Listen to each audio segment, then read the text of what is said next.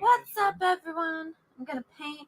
Sorry I took a little bit longer. I was having trouble with OBS, which is what I stream with, and it wasn't flipping the camera. I'm also listening to Nick in the background. But let me turn that down. I'm painting 7 of 9's eye, which hello 7, I see you in the chat. 7, you sent me both of your eyes. Which eye do you want me to paint? Your left eye or your right eye? Both references are very good. Let me start recording. 7 of 9's big comic skate guy, big Cecil fan, a big Jack Show fan. So thank you for all of what you do, my dude. Let me know what eye you would like to paint. I also totally forgot that I have another stream later on my channel, which I totally forgot about. Let's see. I'll just start mixing the basic color of your skin. Got a nice tan. The right eye. Okay, cool. I will paint the right eye. Alrighty. Hope you guys are doing well. I've just been listening to this deposition. I had a video come out earlier. I hope you guys all checked it out. About the Mr. Musk. This color. I'm gonna turn this up because I'm listening to this this deposition on Nick that Nick's covering for the depth versus herd trial. Probably first ask, at some point in time, did your friendship with Mr. Depp end? Yes. And when was that?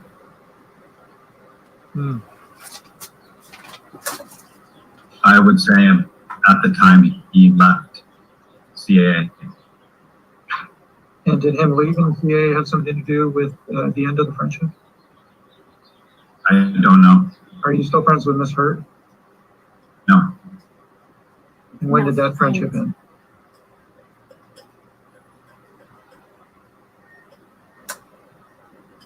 Probably when the legal disputes started. I'm so glad Johnny is actually taking this. What legal dispute are you referring to? This one? I'm not sure which one was first, but one of the disputes between Johnny and Amber. Okay. But your friendship with, you're not referring to their divorce, right? Correct. Okay. So you remain friends with both of them through their divorce. Is that accurate? Yes. Although you're no longer friends with Mr. Depp, do you have any animosity towards him? I do not. And same He's question like, yeah, with respect fuck to that Ms. guy. Hurd. Although you're not friends with her any longer, do you have any animosity towards her? I do not. Do you recall when it is the last time you spoke with Ms. Hurd? Yeah, fuck that bitch. I do not. Would it have been around the same time that your friendship ended with her? I would assume so. Exhibit 16.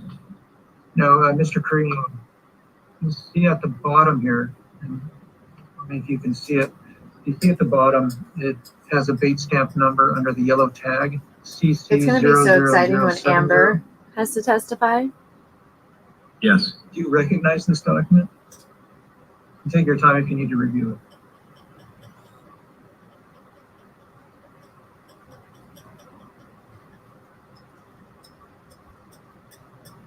What do I have against Balveen? You never see it?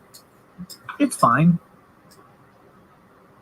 Balveen Doublewood's fine. I like it. I try and buy stuff I've never had before, though. Most of the time.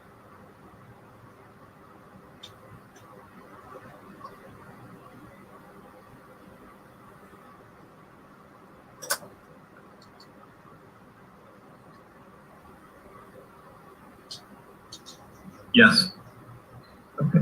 And do you understand this to be a true and authentic copy of email exchange in which you were involved? I believe so. Ooh, what are these emails? And you'll see it's dated January 11th, 2018. and the subject is WME. Do you know what is your understanding of what WME is? William Morris Endeavor. What is that? It's another talent agency. And you've read this email from Ms. Hurd to you, correct? Correct. So at this point in time, was she a close friend of yours? Yes. And ultimately, did she leave CAA? Yes. And it was at this time? She's like, fuck this place. Yes. During the entire time you represented Ms. Hurd, did Mr. Depp ever interfere with your representation of Ms. Hurd? No. Did he ever ask you to do anything This is what I'm drinking right now. with respect to Thomas More. her career? Not that I can recall. Exhibit 17. Now, Mr. Carino, this particular document was not produced by you. You'll see that at the bottom here.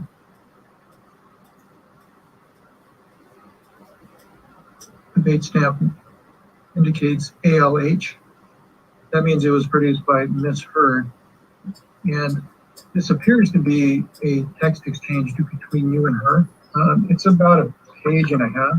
If you could take the time to read it, and then I will ask you questions about it. I read it.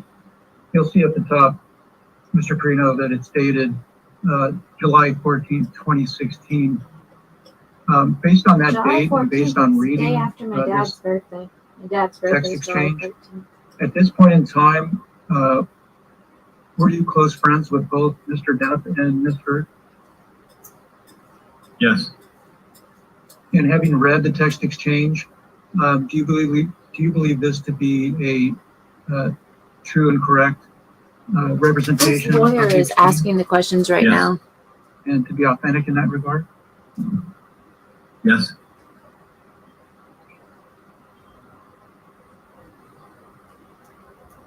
You Turn this up. you start the text exchange by indicating JD just served this. What Also, is the guys, JD please reference? smash the like button if you haven't Johnny already. Depp. And she says, I saw Laurel yesterday. Who is Laurel? Laurel's a therapist. Do you know her full name? Laurel Anderson. Did you independently know Laurel? Yes.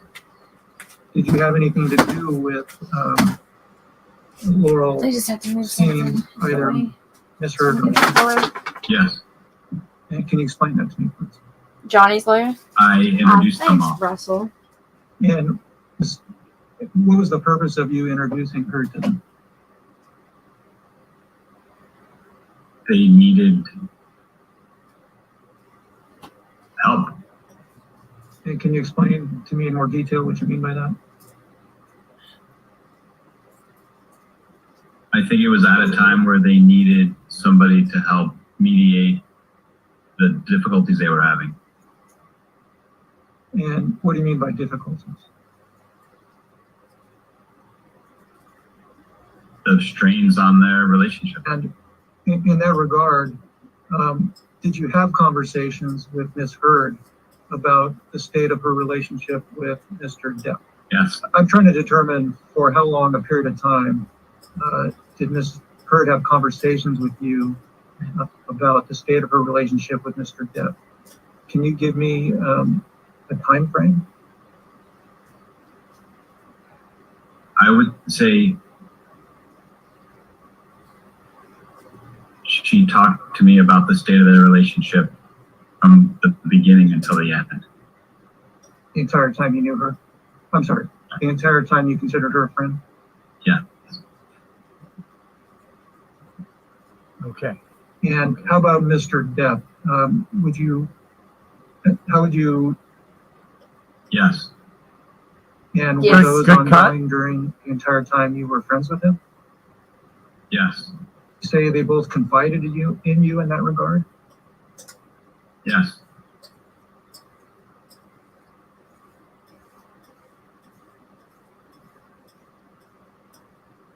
Nika, thank you.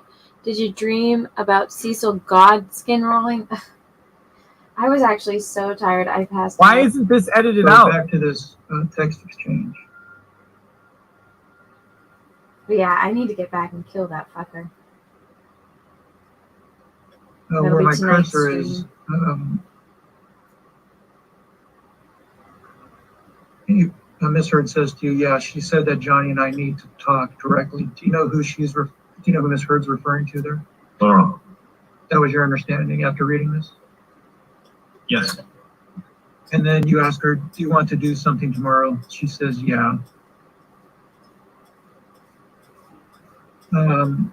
She says, IDP, I do. You say, okay.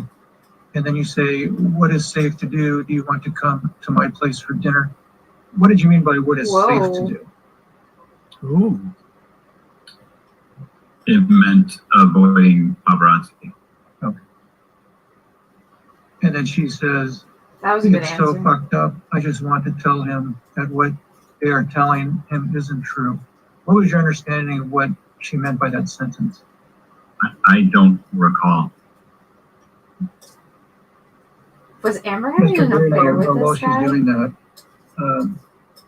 at the outset of this deposition, I asked you if you recall being deposed about a year ago in this case, and you said yes. Is that accurate?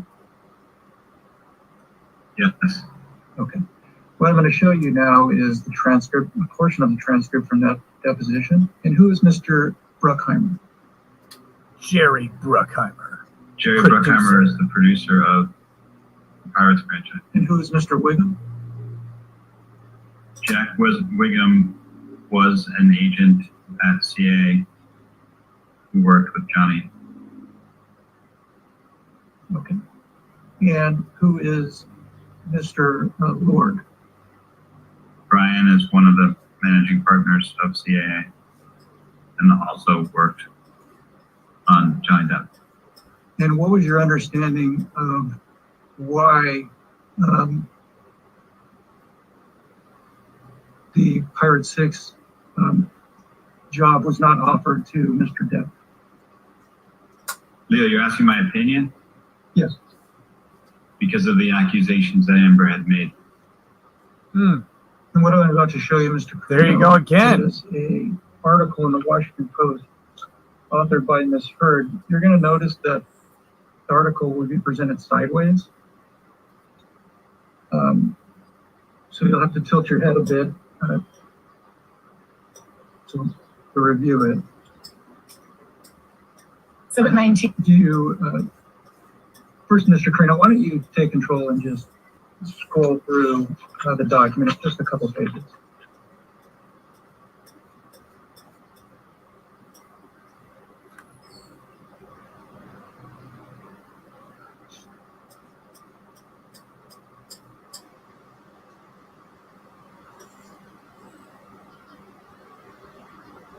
Are you scrolling or just staring at the one picture? Is this the top of the next page? Yeah, when there's a jump like that, it's just the top of the next page.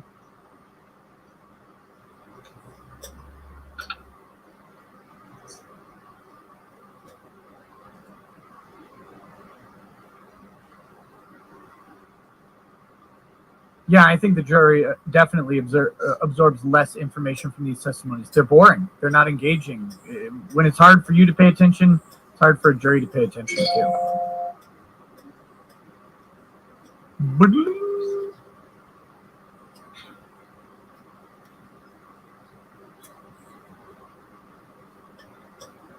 Right on the article, a letter to Christine Blasey Ford. Oh, fuck off with that shit.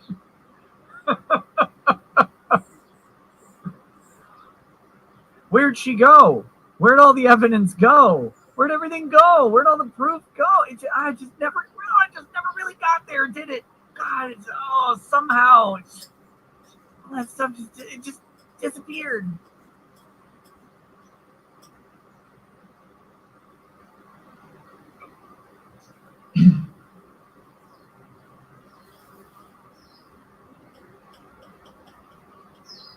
I don't know if there are any cheating allegations with this guy in particular. I know there were cheating allegations.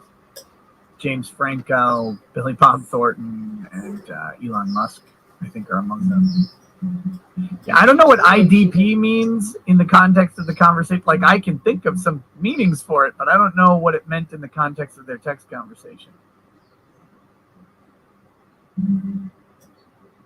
Why are we watching this? Did it change? It changed resolution on me. Sorry.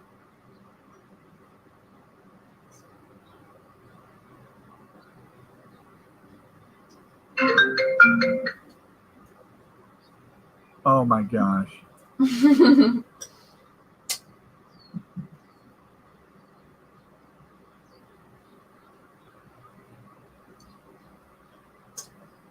Oh, IDP, I do. It was a typo, is the suggestion. Maybe that's true. It means I dig poop. Yeah, I like that one.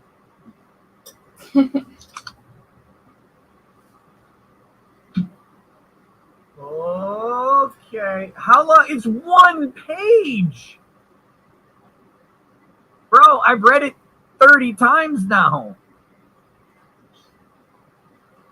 Homeboy reads them.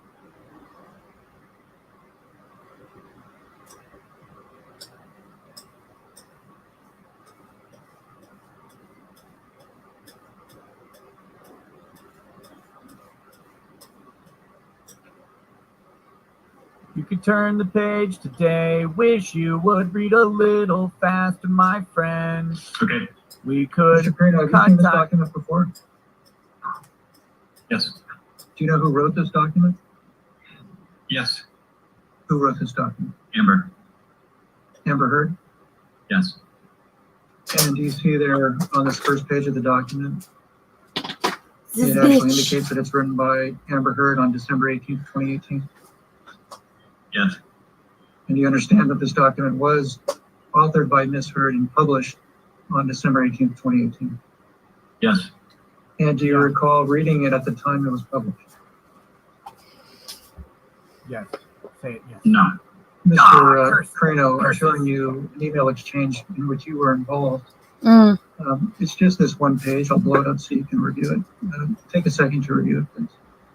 Blow it up. So I was watching a news report of there's a Home Depot that got cleared out for a bomb threat. Someone reported a guy said that they were putting a bomb in the bathroom. The guy actually said, y'all might want to clear out. I'm about to blow up this bathroom. Let's start at the bottom of this.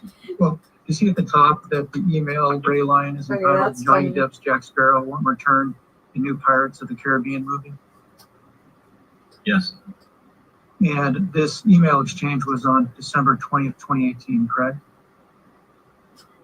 Correct. And do you recall that the article you just read published by Ms. Heard was published on December 18th, 2018, 2 days before this? Yes. Now, if you go to the bottom of this email, do you see there's this link to an article? Yes. It's an old story. Well, I just saw it yesterday. I laughed. URL defense, I'm sorry, it says movieweb.com. Yes. Mr. Carino, what I put up next to the email exchange that we've been discussing is an article dated December 20th, 2018. Okay. So this article is dated December 20th, 2018. The email sent to you by Robin Baum is that same day, December 20th, 2018, correct? Yes. Who is Ms. Baum? Johnny's publicist. Okay. And she's sending this article to you, is that right? Yes. And then in response, you say, were we told this officially from Disney? And she responds, I'm sorry, Jack Wiggum responds, no. Is that accurate? Yes. Sure. So you testified just a few minutes ago that it was your opinion that Mr. Depp lost the Pirates 6 movie because of Ms. Heard's allegations. Is that accurate? Yes. Allegations of abuse, correct? Philistine. Yes. And is this a demonstration of when Disney made that decision to not hire Mr. Depp for Pirate 6? Yes. Exhibit 22. Did you ever see Mr. Depp physically abuse Miss Heard? No. Did Miss Heard ever tell you that she had been physically abused by Mr. Depp? No. Did Mr. Depp ever tell you that he had physically abused Miss Heard? No.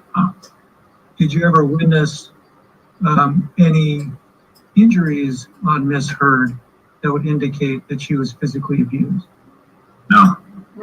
Now, again, this is a few months after the filing of the divorce papers and the TRO, and Miss Heard states to you, "I'll call you right back, sorry." And you say, "Okay." She says, "Is it too late to call?"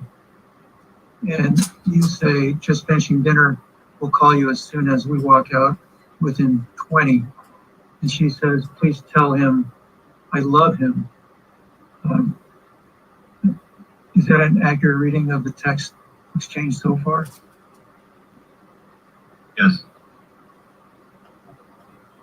Do you know if at this time, based on your relationship with Ms. Heard and Mr. Depp, whether Ms. Heard wanted to reconcile with Mr. Depp? Yes. It's your understanding that she did? Yes. Did Ms. Heard, based on your personal friendship with Ms. Heard, close personal friendship with Ms. Heard, would you say that she confided in you? Yes. Close personal friendship. And what about Mr. Depp? Yes. Mr. Carino, at some point in time, after Ms. Heard filed those divorce papers in May of 2016, did she make any requests of you to intervene in the relationship between her and Mr. Depp? What do you mean by intervene? Let's start with assist in communications between the two. Objections. Can you explain to me what transpired in that regard? Walk me through. At some point around that time, she wanted me to arrange for them to get together in person. And what did you do after that was requested of you by Ms. Heard? I talked to Johnny about it. What happened after that? He was reluctant at first and then agreed. And then what happened after that? I mean, it's a long time ago, but I remember there was a fair amount of discussion about the TRO and how we would deal with that because nobody wanted Johnny accused of violating the TRO as an outcome of that meeting. And I don't remember exactly what we did, but Amber at some point warranted that she would never accuse him of violating the TRO to do the meeting, and I set the meeting up. So just so I understand, TRO is temporary you set the restraining meeting order. up at the request of Ms. Heard? Objection. And as part of you setting up, she told you that it didn't matter. I'm trying to understand what It was was Amber's the issue with TRO. respect to the TRO. My understanding of the restraining order, at least at the time, was that he couldn't go within a certain distance of her. Okay. And what was her suggestion with respect to that issue in connection with her wanting to meet with him? She promised me and told me to relay to him that she would never accuse him of violating the restraining order as a result of agreeing to meet her. Guys, let me And just I give you a believe, hint. but I don't never, recall exactly. There were conversations with never do this. both sides legally, I believe at the time, to make it transparent to everybody that this was happening. Okay. And then what happened next? I arranged the meeting. Johnny was in San Francisco on tour, and I arranged to borrow a friend's house, and Amber and I flew to San Never Francisco agree and to drove violate the your house. TRO. Someone saying, And "Oh, I won't report it." No, Johnny no. showed up a few hours later. And did the two of them meet Yes, in the same room? they sat outside. Arrange the meeting through the court. How close to each other were they? Inches away from each other. And how long were they out there talking? For how long were they out there talking? Several hours. Did you, although you weren't out there, did you in a position where you could see them This through is a window? good testimony or for Johnny, though. Yes, At some point in time, the conversation ended, correct? correct. And what happened after that? I received a call or a text from Steve, whose house it was, and he notified me that he would be coming back to the house within the next hour or so. And I told Johnny and Amber, and we decided to rent a hotel room in San Francisco so that they could continue to talk. And did that in fact happen? Objection. And at some point in time, you left that house, correct, to go to San Francisco? Yes. And was it the three of you? No.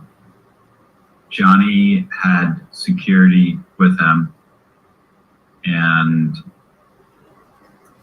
we talked about the fact that it wouldn't be a good idea for them to be seen together there. So Johnny left with his security in his car, and I believe Amber and I took an Uber. And what happened after that? We all met at the hotel room. Now I want to know what hotel it was. And you I know what lived in happened San after that? Francisco for 5 years. They started arguing. Oh, And do you recall any details of the argument? No. And for how long was this argument had in a hotel room? Yes. Did you witness the entire discussion, or did you leave at some point? I left the next morning at 5 o'clock in the morning or 6 o'clock in the morning. And Mr. Carino, I'm showing you emails that were produced by you. First, the bottom of the first page, it starts at the bottom of the first page. The string above it was redacted. And you'll see that it starts on August 7th, 2017. Do you see that? August 7th, 2017, yes. Having read it, can you determine who you're speaking with in this text exchange? Amber? Oh, hang on. Let me ask you this. Do you know whether or not Ms. Hurd ever had a relationship with Mr. Elon Musk? Yes. She did. whoa. Yes. So again, it's dated August of 2017. And she says, dealing with breakup, I hate when things go public. See, I'm so sad. Having reviewed the document again, do you have an understanding of what she's referencing there? I believe she's referring to breaking up with Elon. You say, seems like a press release. You weren't in love with him, and you told me 1,000 times you were just filling space. What are you saying there? Elon was filling some space, if you know what I'm saying. Saying, why would you be sad if you weren't in love with him to begin with? And by him, you're referring to who? Elon. Have you met And at Elon? this Is he point in cool? time, Should he buy Twitter? Were you still close friends with Miss Heard? Looks like that's the case at that time, yes. And did she still, at this point in time, did she confide in you about her relationship? Yes. And you respond, I'm sorry, she responds, I know, but I wanted time to grieve and recover in my own time. Is she still referring to Mr. Musk there? Do you know? I have no Your idea. understanding. I don't know whether she's referring to Johnny or to Elon in that line. Okay. In this point in time, do you know what her feelings were? What was your understanding? At this point in time, what was your understanding based on your experience with her? What was your understanding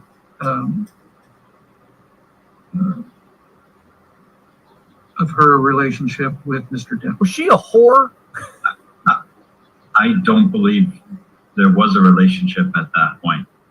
And you say, and you got that. No, she says, I hate that yet again a man lets me fall on the spikes by myself.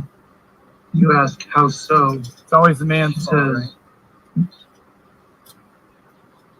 meaning they are mad at me for leaving them and put things like this out there. You say, like, sorry. Imagine like filling the void with Elon Musk. Like that's the guy that you casually date. She says like that. You say, you could avoid all this if you stop dating uber famous people. You can be with a big man who isn't famous. Like me. Well, what were you relating to her there? I I'm the believe best what I friend. was saying Been there the whole was, time. if you don't like being in the press about your personal life, then don't date people that are famous. Sure. You indicated that she moved on immediately after JD. After Okay, Johnny one Depp second. Let me to switch. date Elon Musk. Is that Oh, accurate? thank you for the member chats and the super chats. Sure. 1 second. Do you have an understanding one way or another whether Ms. Heard and Mr. Musk were in fact dating Okay. at the time It of the San Francisco says, reconciliation? did you dream it? Oh, I read that one. Nico, I thank you don't for know whether they The Art of were Anna dating. TSWG Studio brought to you by But Wakata they Law. Borg, thanks for the definitely member spent chat. Any time together. plans for May 4th next week? I'm actually going to go to the Dodgers versus Giants game. So I will be in LA. I think I'll do a stream before that. Russell Hall, thank you for the super chat. How much do you think the art on his wall is I worth? don't know exactly It looks how like a long, print. but I don't think not it's long real art. Do you know He looks to be in who kind of she's- a... What was your understanding of who she I don't know. was referring to when she was said, here, I love you? I wonder if that's his actual Johnny. Apartment or if somebody else's. Based on this Maggie, exchange, thanks for do you that. have an Did you get my understanding at this time Streamlabs? whether I Ms. sent, if Heard you said wanted to before, I reconcile missed with it. Mr. Depp? Yes, I did. I think I believe read you. it when I was Sure. on my And gaming at this stream. point in time, That is she not a was still print. close personal It friend looks with like a Ms. Heard. print, Russell. As a matter of fact, I think that they had that print on And, IKEA. at this point in time, was she? Did she consider you a confidant? Your understanding? I think, yes. Okay, just to authenticate this document again, Mr. Correa, do you see that He's it's never gonna referenced get at the in bottom, big those fat pants, CC indicating that you produced this document? Yes. but he want to. And But how he want to. after having read this, do you perceive this as a true and fair copy of a text exchange between you and Ms. Heard? Okay. Yes. And There we go. You see at the very top here, it's dated August 16th, 2017. Yes. And Ms. Heard states to you, I've written so many notes. Can you give him one? I don't know how or where to start. There's no way to begin. And all I have to say, but I have so many. Finally, I am single, clear in my heart and mind. Also, I just guys, wanted if to you know I are not, love Depp go and that follow I am me sorry. on my art Do you have an Twitter. It's the understanding Art of of Anna TSWG who Studios, Ms. Heard is just at referring to Art here? TSWG. And then I also And who is have Ms. an Heard art referring to in this Instagram. text? where I post all of the time lapses of all of the What is eyes she, that I have painted. asking you to So do? the links are in the description. I'll post it right here though. Deliver But make sure that you go follow the me sheet on was writing. these profiles. And Help them grow.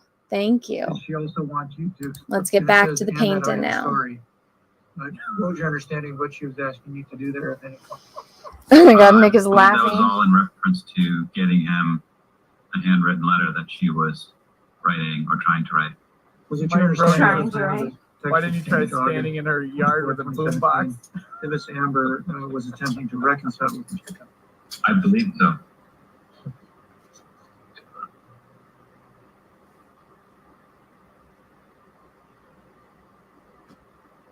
Wow. And I Thank you, know Mike. this may sound repetitive, but on August 20, at the time of this text, on August 24th, 2017, you and her were still close personal friends, correct? I believe so. There's not much here at all, Mr. Carino, but I did want to confirm that this was a document produced by you, correct, based on the date stamp on the bottom? Yes. And you see it's dated September 27th, 2017? September 23rd. Oh, you're right. My apologies. It's dated September 23rd, 2017. And it's a text to you that says, "God, I miss him."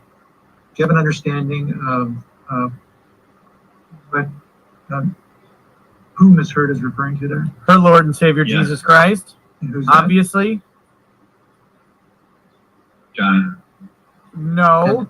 Do you see at the bottom, the date of the text is June 9th, 2018? Yes.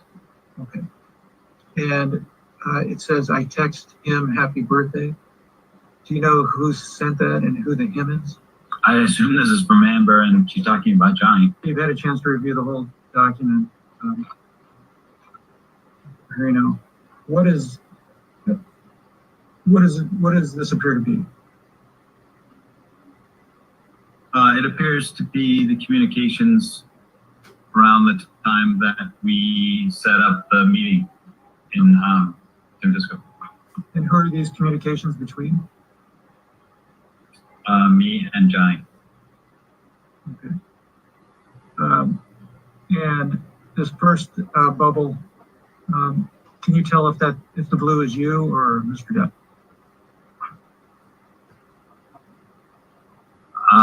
I think the blue is me. Sure. Earlier in your deposition, at the very outset, I was asking you about your representation of individuals at CAA. You indicated that you represent individuals that are both actors and musicians.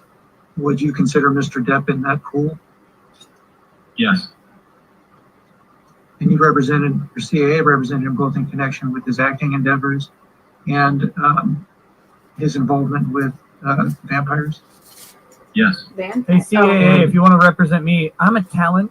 I can Was do it. Mr. Depp's participation in Hollywood Vampires lucrative? No. It was a labor of love and poverty.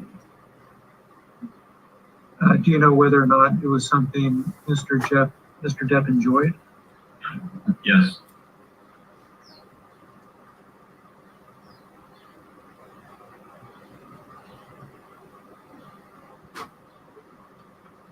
Plaintiff calls Laura Wasser by deposition, Your Honor. No! Oh, come on! S-E-R. No! Why you hate everybody? Do you hate the jury this much? Drag them in. Buy him a plane ticket. Laura Allison Wasser, Wasser, Cooperman and Mandels, Suite 800, 2849 Century Park East, Los Angeles, California, 90049.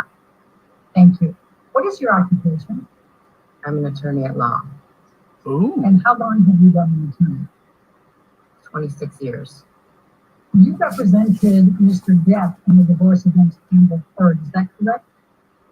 Yes, Why did you negotiate such a And you were here shit under deal? subpoena?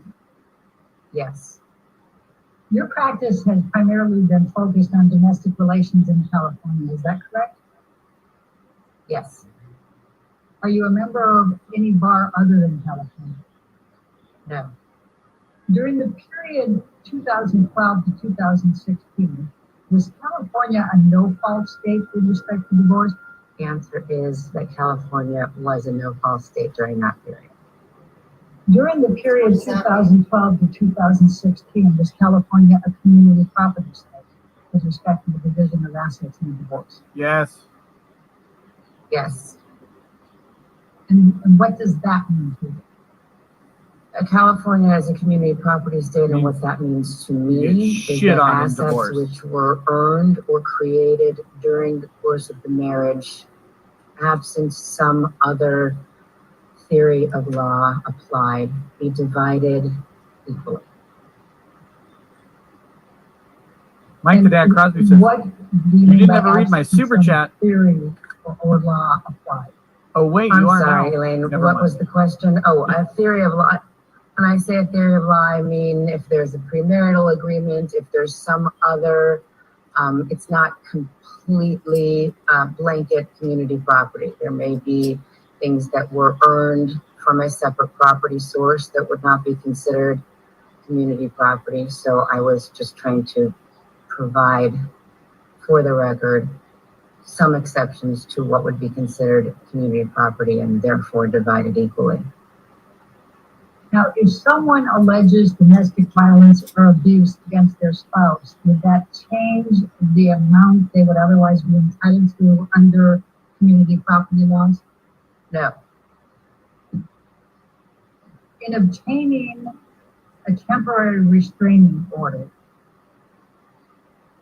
what is your understanding of the process? Stephen Severin, I will read all The moving super chats. party files generally with 24 hours notice to the person who is being accused of domestic violence a declaration and forms with the court and requests a temporary domestic violence restraining order. That will generally last no longer than a 21-day period when the defendant is able to make his or her arguments as to why such a restraining order would be inappropriate. And the temporary restraining order can be continued? Yes. When did you first begin representing Mr. Depp relating to his divorce with Amber Heard?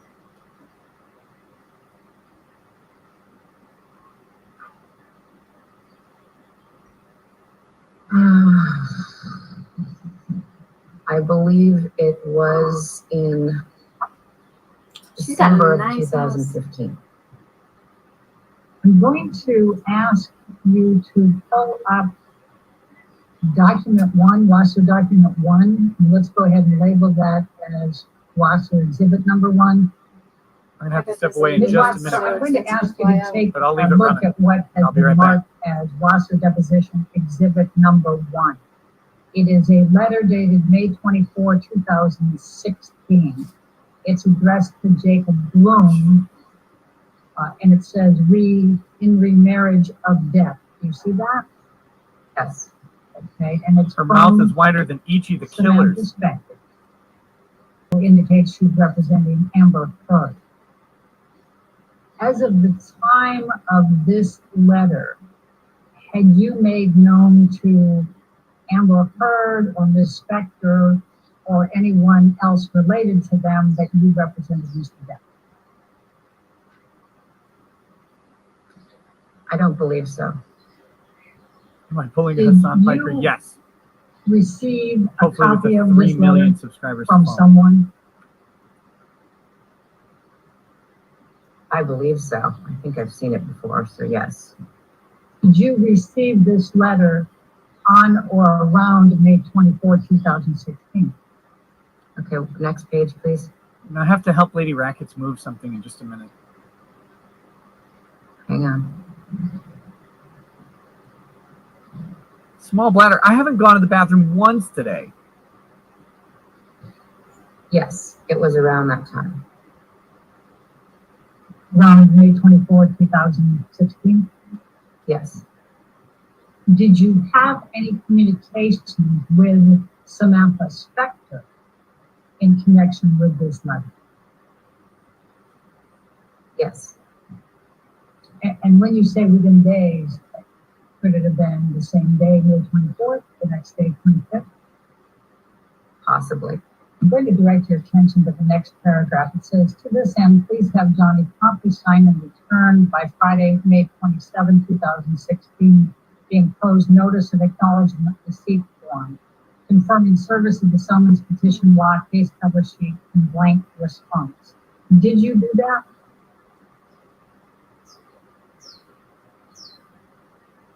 This letter was not directed to me, Elaine. No, I understand it was given to you, correct? I believe so. And you were representing Mr. Depp, correct? Yes.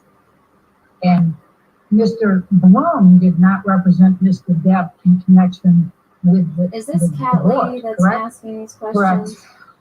So once Mr. Bloom gave this to you, then did you represent Mr. Depp going forward in communications with Samantha Spector?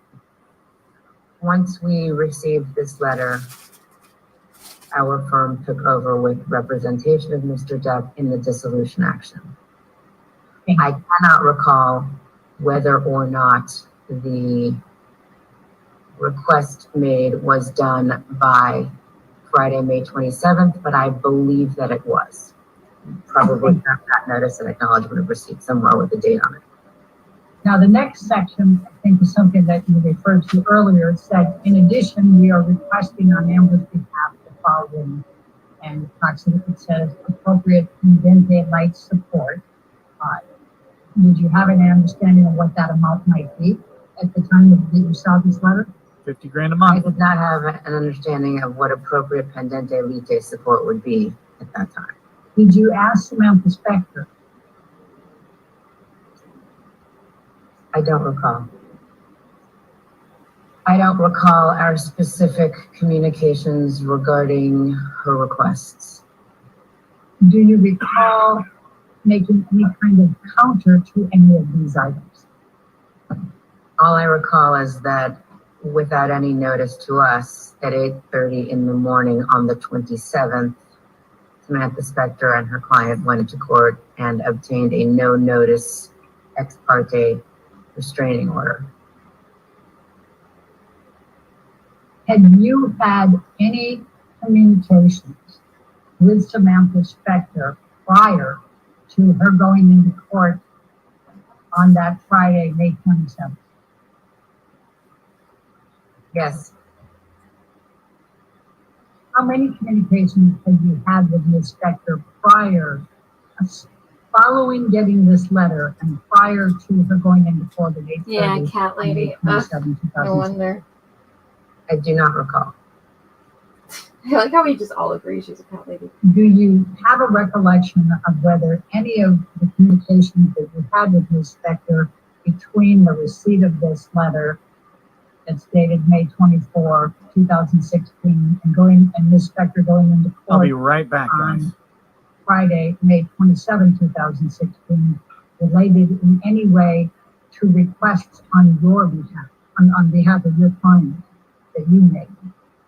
No, You recall having communications with Samantha Spector between May 24 and May 27. You can't recall how many, and you can't recall the specifics of those communications. Is that accurate? it's not accurate. And in what way, please tell me? I recall that we had communications between the 24th and probably the 26th. I doubt we spoke on the morning of the 27th before she went into court. I do not know the content of those communications, and I do not know how many communications were had. Now, on the next paragraph, it has a proposal for private retired judicial officers. Ultimately, did you and Ms. Spector talk about using private retired judicial officers, whether it was the list she provided or any others? I believe so, yes. And what do you recall? My recollection is that is in almost all of our cases, certainly those with high profile clients, we would have liked to take it out of the system. Ms. Spector was not willing to do that with this case. What do you recall Ms. Spector saying to indicate that she did not want to take it out of the system? I don't recall her saying anything.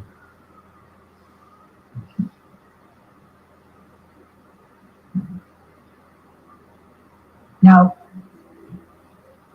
after your understanding was that a Class DV TRO was in fact obtained on Friday, May 27, 2016 by Ms. Hurd against Mr. Jeff, correct? That is my understanding. She does not want After either. that, did there come a time that you or anyone at your law firm communicated with the Eastern Columbia Building concierge staff or management? Were those the downtown lofts? The penthouse lofts, yes. And if it's easier for you, everyone's been referring to the Eastern Columbia Building as ECB. Would that be helpful at all? What did I miss? Sure. Or we can, if you prefer to call them the penthouse loft building, that's fine too. Now that we've identified them, I understand what you're talking about. We can call them whatever you'd like.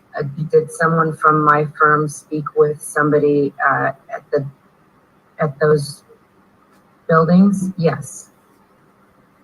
And who from your firm spoke with someone at the buildings and when? Sorry, I had a heavy thing to move. I believe either I did or my partner Samantha Klein or an associate who was also working on the case, Lisa Sutton from our firm. We also had co-counsel on the case. They may have been involved. As to when, I have to imagine it was sometime in June or July Heavy bowel. Yes. 2016. No, I had to. We bought a play kitchen for our kids at an auction. I Or had to move it. Samantha Klein, Lisa It's heavy. Sutton, you also had co-counsel. Do you have a specific recollection of speaking with anyone at the ECB building? I don't.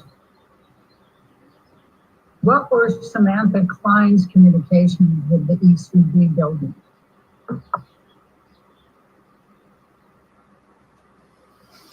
I have old man strength that I don't converts know. fat to muscle when necessary, and you don't move for the rest of the day. Klein's communication with the ECB building?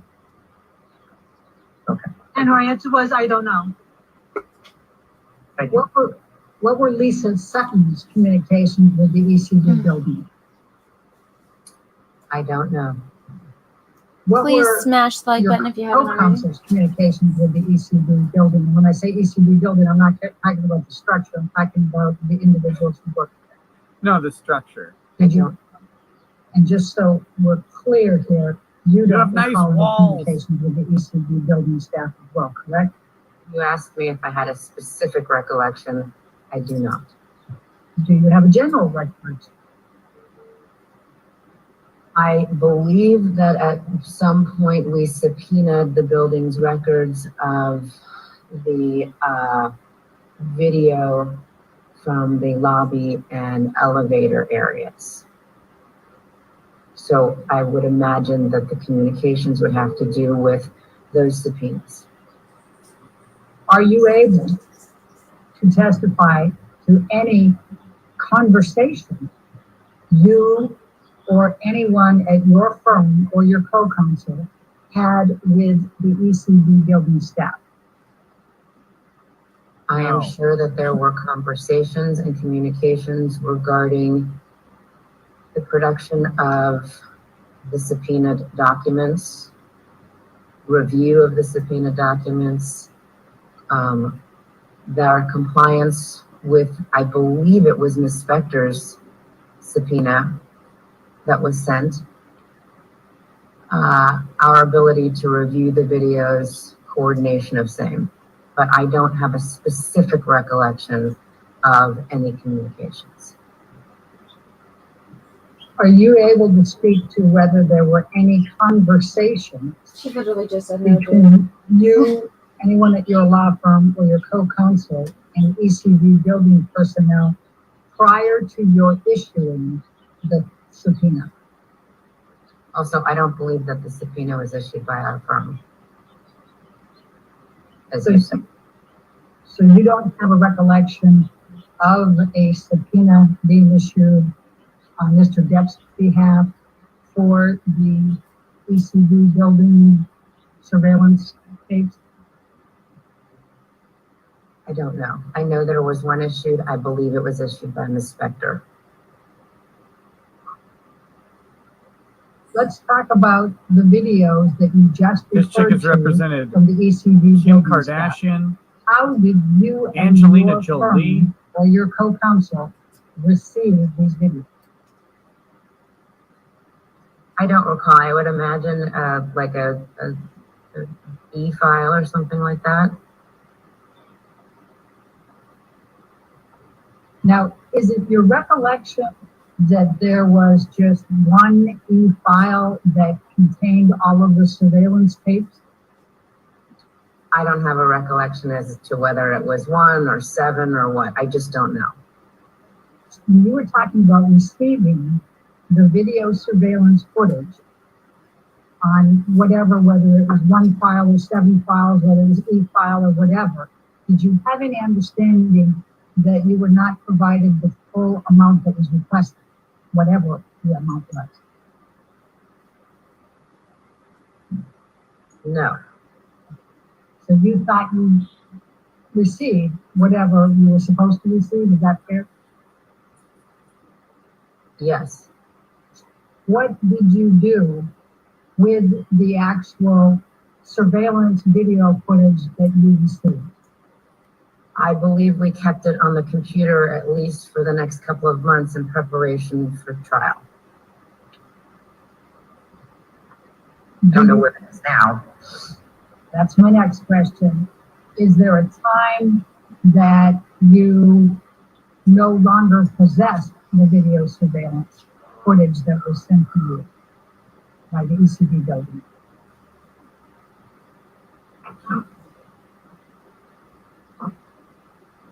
I don't know. Because last, I'm going to ask you to take a look at what has been marked as lawsuit deposition exhibit number 2, and it's a multi-page document. And so I'm going to scroll down a little bit, but you let me know if I'm going too fast here. It's dated June 3rd. Makes the cuts from depositions and what is deleted. To Samantha Klein, she was working with you on the death case, correct? Correct. These cuts would have been made by Amber's firm, most likely, and agreed to by Johnny's firm. Later. And it's litigation hold preservation of information, including not limited to electronically stored information. You see that? Yes. Do you recall receiving this letter? And if you want me to scroll down and let you read each page, I'm happy to do that. I'm familiar with this letter. I recall receiving it. I feel like the cat lady's been the nicest to this lady. And did you receive this letter before you received the surveillance footage from the ECB building? I am not sure. Well, I think you had indicated that you thought that it was in June or July. This is a lady who handles celebrity divorces. Footage. Is that still your best recollection? She's insulated herself from a ton of information. Looking at the date and knowing the chronology of the case, it is my best estimate that we received this letter prior to the time that we received the video footage. Ms. Wasser, what steps did you and your firm and co-counsel take to preserve the surveillance video footage of ECB from the time you received it going forward? I think the absence of us doing anything to destroy the video footage would be the most I could testify regarding in terms of steps that we took to preserve the video footage. She has all of the cappuccino in LA in that cup. Are you aware of any destruction of the video footage, surveillance video footage from ECB up to the present? No, we probably still have it. Have you looked for it? No. No. Have you been asked to look for it? No. You didn't ask me, I'm going to Elaine. ask you to take a look at what is now been marked as Watson Deposition Exhibit number 3, and it's dated June 6, 2013, addressed to you, and it's from Charles Carter. You do have an understanding that Mr. Carter also represented Amber Heard? I did when I received this letter on June 6th. And did you have an understanding that Mr. Carter was also asking you to preserve any evidence? Yes. Ms. Wasser, I'm going to ask you to take a look at what has been marked. You leave that tea bag in there all day, it'll never flavor that thing. Dated June 6th as well, and it's from Charles Carter. One of those Louisiana tea bags for a whole fucking family. When you are acknowledging receipt of the preservation demand letter from Ms. Heard as well as his, and you indicated we are fully aware of our obligations with respect to the preservation of evidence. Please rest assured that we intend to comply with the preservation demand and expect that Ms. Heard will do so as well. Do you recall saying that in this letter? Yes. And was this letter in fact from you to Mr. Hardy? It was. Ms. Watson, I'm going to ask you to take a look at what has been marked as Watson Deposition Exhibit number 5. It's a letter dated June 21, 2016 to Samantha Spector, Charles Carter, and Leonard Levine, I think it's pronounced, remarriage of death. And it's from Samantha Klein. You see that? Mm-hmm. And you are copied on it. Do you see that? I do. Okay. And Ms. Klein worked through your law firm? Yes. And represented Mr. Depp as well? Is that correct? Yes. Okay. I'm going to go back up to the beginning to call your attention to a particular section.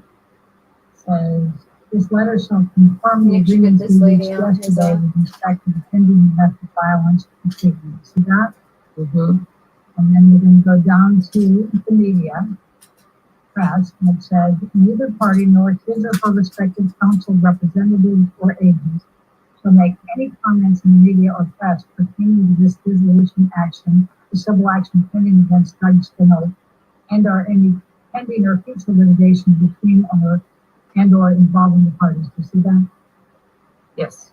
All right. Does that accurately reflect the agreement that was made between the parties with respect to Amber Heard and Mr. Depp and communications with the press? Yes. Do you know Liz Walters? Who? Liz Walters? Yes. And who is she? She is a reporter. For? I believe she works for her brother's online media outlet called The Blast. The Blast. Did you have any communications with Liz Walters during the Depp-Heard divorce? I don't recall. Did you have any communications with TMZ relating to the Depp-Heard divorce? I don't recall. Dragon's Treasure, you need to send her a sample bag of tea. Now, She could buy out your inventory on less than an hour's work. Do you recall what the date was for the permanent TRO, temporary restraining order? Do you recall the date? You said that early on, 21 days after the temporary restraining order is typically the date that's set for the hearing for the defendants if they want to come in and oppose it, or if the petitioner wants to extend it. Do you recall what the first date was? I don't, but I would imagine it was probably at some point in early June. All right. And then do you recall that date being continued? I do. How many times? At least twice, possibly 3 times. I think that the final date was at some point in August, and we settled right before that. All right, Ellen, can we bring up document number 7?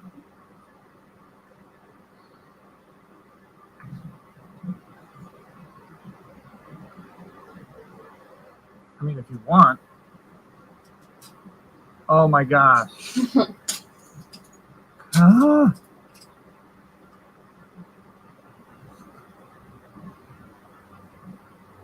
Why isn't this edited out? This doesn't need to be here. Thank you, Ellen. Ms. Wasser, I'm going to ask you to take a look at what has been marked as Wasser Exhibit number 10 7. more minutes. 10 more minutes. It is dated August 5, 2016. It is to you from Samantha Spector. You see that? Yes. Do you recall, did you receive this document?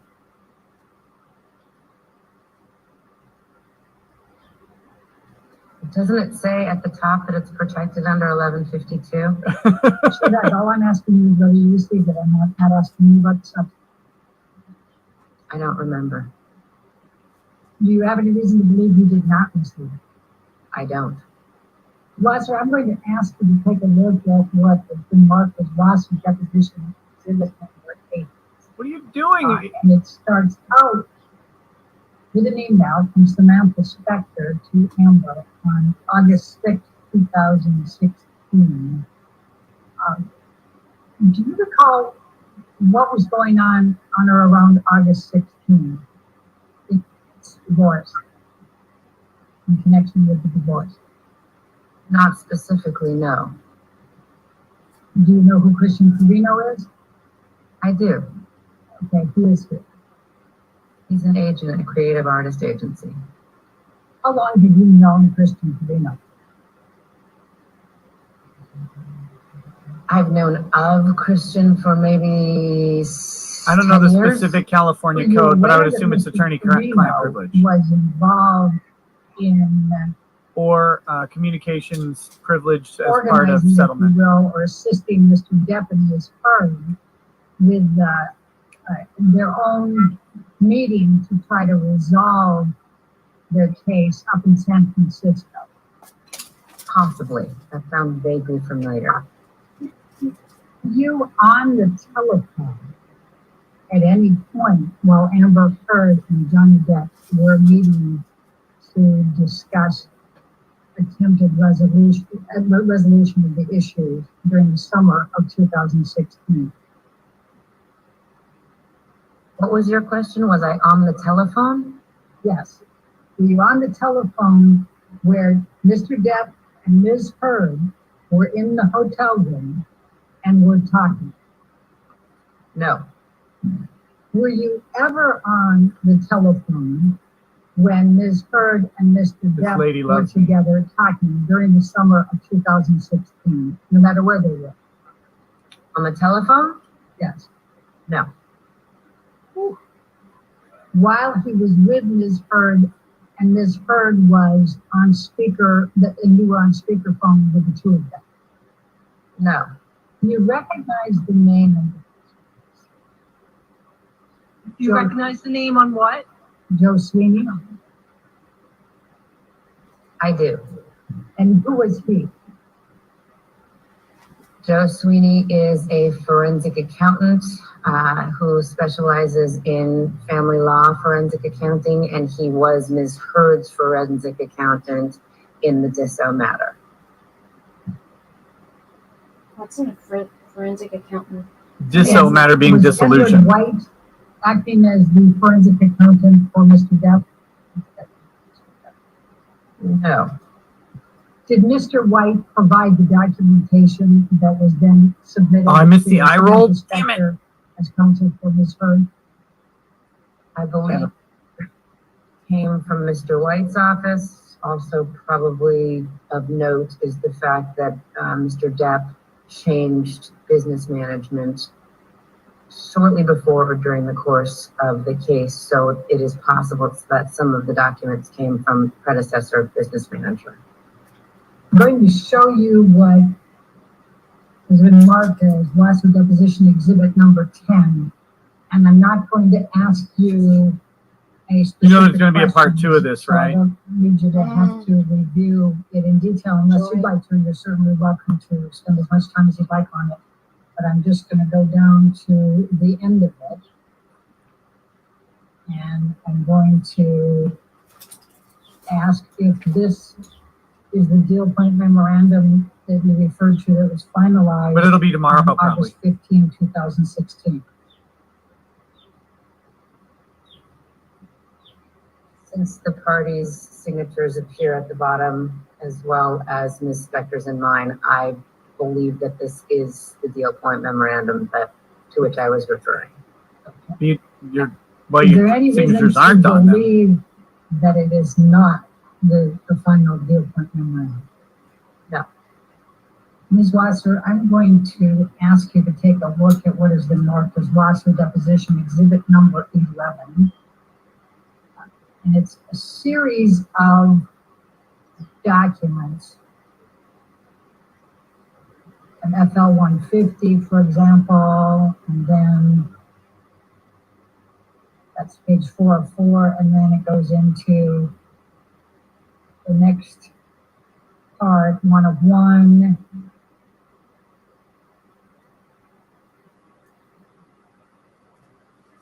This better be recording.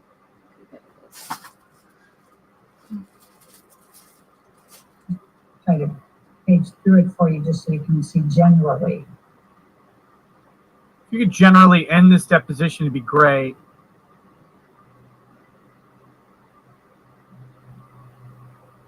That'd make me really happy. Nick is so hoping. Do you recognize this document? Yes, Could you tell me what it is, please? it looks to be one of the parties, I guess Mr. Depp's, what we call in California, preliminary or perhaps final declaration of disclosure. It's just financial disclosure forms. Ms. Wasser, I'm going to ask you if you can take a look at what has been marked as Wasser Exhibit number 12. Oh, like it's Cecil. And it's a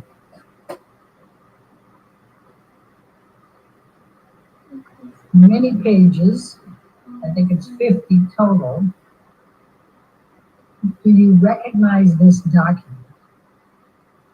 Yes, Can you tell me what it is? parties voted judgment for dissolution of marriage.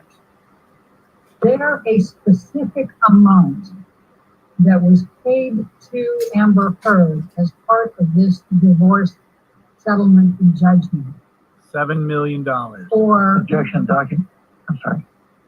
for her claims of domestic violence, including any claims of assault, battery, intentional or negligent infliction of emotional distress, libel, slander, and their defamation. I don't believe that we segregated out what the total amount was being paid for. Did you make any effort to seal, S-E-A-L, the records in this case, and I'm referring to the case in front of us, the marriage or partnership of Amber Laura Depp and John Christopher Depp II, filed in the Superior Court of California, County of Los Angeles. John Christopher Depp Oh, II. another When you say future sealed, do you mean dated. by the court to ask the court to seal the You're file? really quiet. Hold Yes. on. Turn you up. I don't believe so. Why not? We don't do that. I'm going to ask you to take a look at what has been marked as deposition exhibit number 13. This is Johnny And Depp's, this one of his is divorce a lawyers, subpoena of being you for this deposed. deposition. Did you receive He that? knows how to pick attractive staff. She's also Kim Kardashian's divorce lawyer and Angelina Jolie's. No, I believe that we received it. She has more money than either of us ever will. Pursuant to this. That seems likely. Correct? I am. I'm going to ask you to look at what has been marked as deposition exhibit number 14. And this is for the corporate designee of Wasser, Cooperman, and Mandos. You see that? I do. For today's deposition. Is it your understanding that you are the corporate designee on behalf of Wasser, Cooperman, and Mandos speaking today? Yes. Is the other voice Amber Heard's mother-in-law lawyer? All right, ladies and gentlemen, I think given the hour, that'll be all the testimony that you hear today, okay? So we'll go ahead and recess for the day. Make sure you don't do any outside research and don't talk to anybody. And we'll see you tomorrow, okay? Get some good rest, all right? Thank you. Oh, this has been brutal all day. Video deposition testimony. Judge Rick Moranis. Yeah, it's this old bat right here. Oh, she's terrible. I remember her in the opening. She has done great for Johnny Depp the past 2 days. It's just the worst line of questioning. And tomorrow, then we'll be starting with that other deposition. That's correct. And how long is that, or approximately? 2.5 hours. Oh, I'll take care of the morning probably for the most part. And then you have remote witnesses after that. Is that correct? Okay, so you're going to give me the contact information for those so we can get that taken care of. She's trying to get the jury to kill itself? And accordingly, because I do need to take lunch between 1:30 and 2:30 because there's a graduation I have to speak at. So take care of that, okay? All right. Thank you. Have a good evening. Thank Preschool graduation. There you go. Oh my God, 2.5 hours of video deposition tomorrow.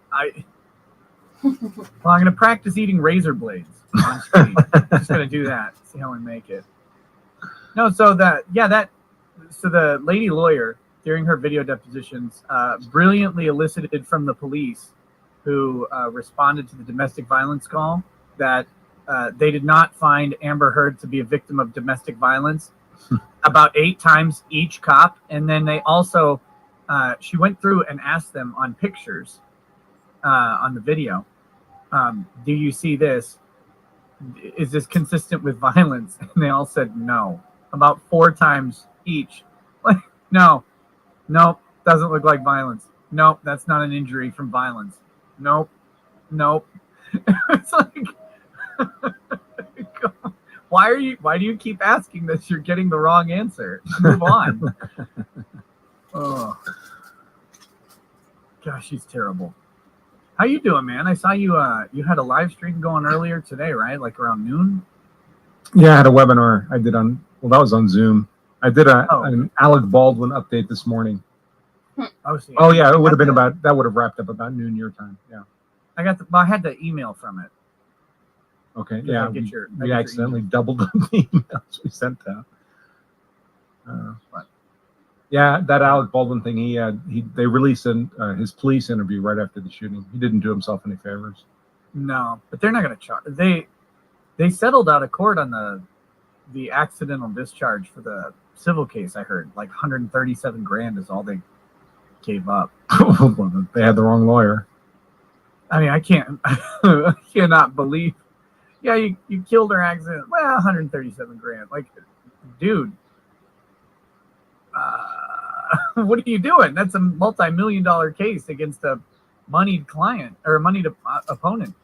The funniest part of his interview with the deputies, first of all, they're both gals, with nothing against gals, but I'm sure in his mind, he's like, oh, I'm a superstar, from Hollywood.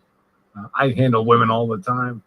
And the first thing they do, of course, is Mirandize them and get a Miranda waiver from him. And he's like, am I being charged? And they're like, no, don't worry about it. It's no big deal. It's just procedure. And then he talks for half an hour. It's like, what an idiot.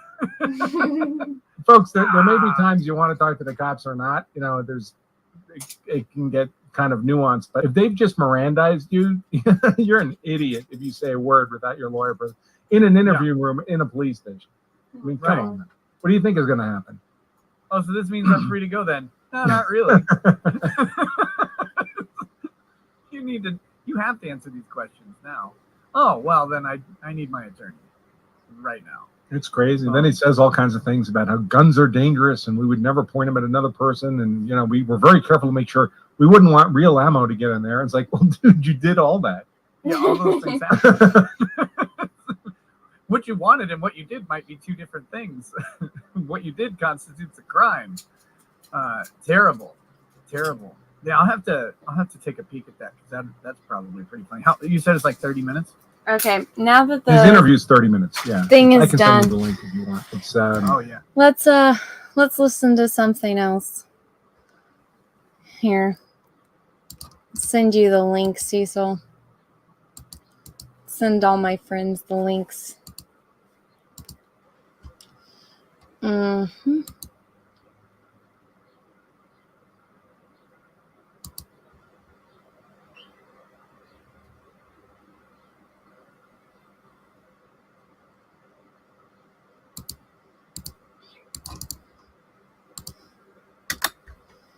There we go.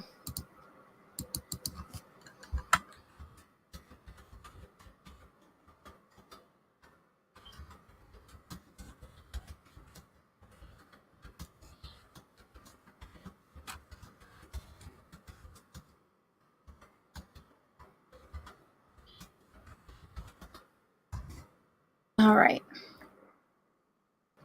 Let's see. What was I going to do? Oh, yeah, I need to, let me pause my thing. I'm going to try to find a serial killer documentary. Who did I watch last time? What was that guy's name? The killer guy.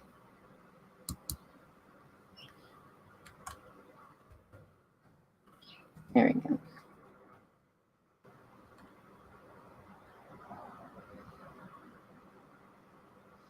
Damn, what was that show that I was watching last time? Was it like Real Crime? Let's see. The Curry Killer? What? Real Stories. Okay, thank you. Ash always listens to those missing 411 things that he says are pretty good. Okay. I'll pick one random one that I think looks good. I'll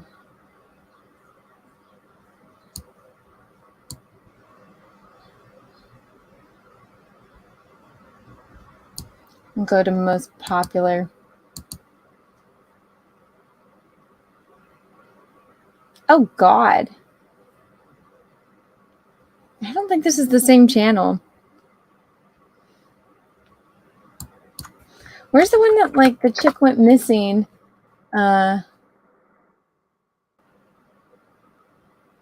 When she... Let me go to history. That way I can find that channel. The channel I was listening to was really good. Are you near the 70s for the eyes? No, this is number 57, I believe. Number 57.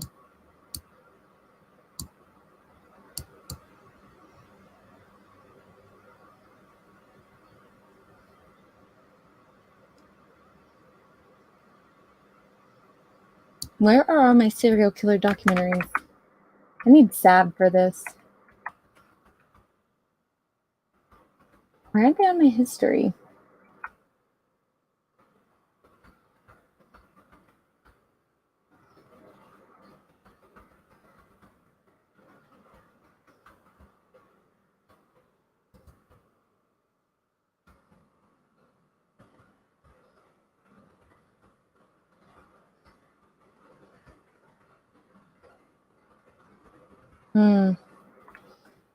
What was the name of the guy that of the documentary? If I look up his name, I'll be able to find it.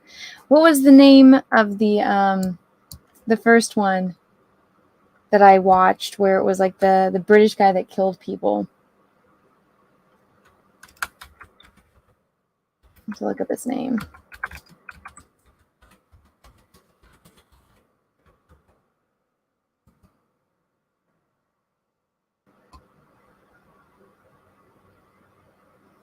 Here's this one.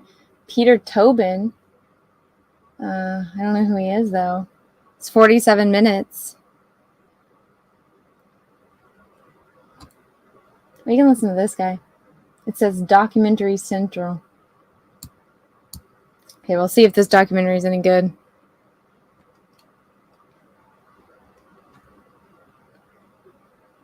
Peter Tobin has been convicted of his third murder and is now officially a serial killer. But the police Is this one and good? people who knew him well suspect he may have killed many times before. So how many This is the one that I victims were just there? pulled up. And could he be Britain's worst serial killer? All right. Well, this is the one I'm listening to now.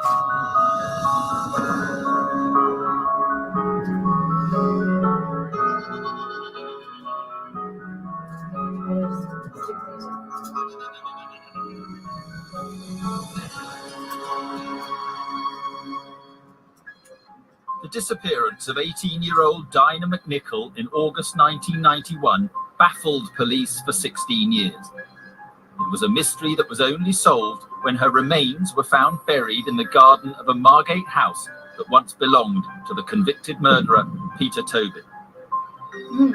With Tobin behind bars, Dinah's family can perhaps find peace. But she may never have been found had it not been for another of Tobin's crimes. The murder of Angelica Kluck was so callous and so brutal, it shocked the country. As police investigated Angelica's murder in 2006, they quickly realised that it wasn't carried out by a first-time murderer. The cool, calculated way that he remained there and covered up his tracks indicated to us that Tobin has committed something similar in the past. The police knew that if they were going to discover how many other murders Tobin had committed, then they would have to analyse every aspect of his mysterious past. So they set up a unique secret investigation team called Operation Anagram. Basically what we're doing is we're looking at the life of Peter Tobin, we're breaking it down, we're dissecting it, we're looking at where he's been. We then look at an event or a missing person. This is in their centre. This is where the information, the life of Peter Tobin is held. Operation Anagram involves every police force in the UK. Linking his nomadic life with unsolved crimes, could Anagram reveal him to be Britain's worst serial killer? They say that about every single serial killer that I watch. It's always the It all worst. started for police at this church in Glasgow on September the 24th, 2006. For many, a church is a place of peace and tranquility. It certainly was for Angelica Kluck. The young Polish student was living and working in St. Patrick's over her summer holidays. No doubt in such surroundings, she felt safe.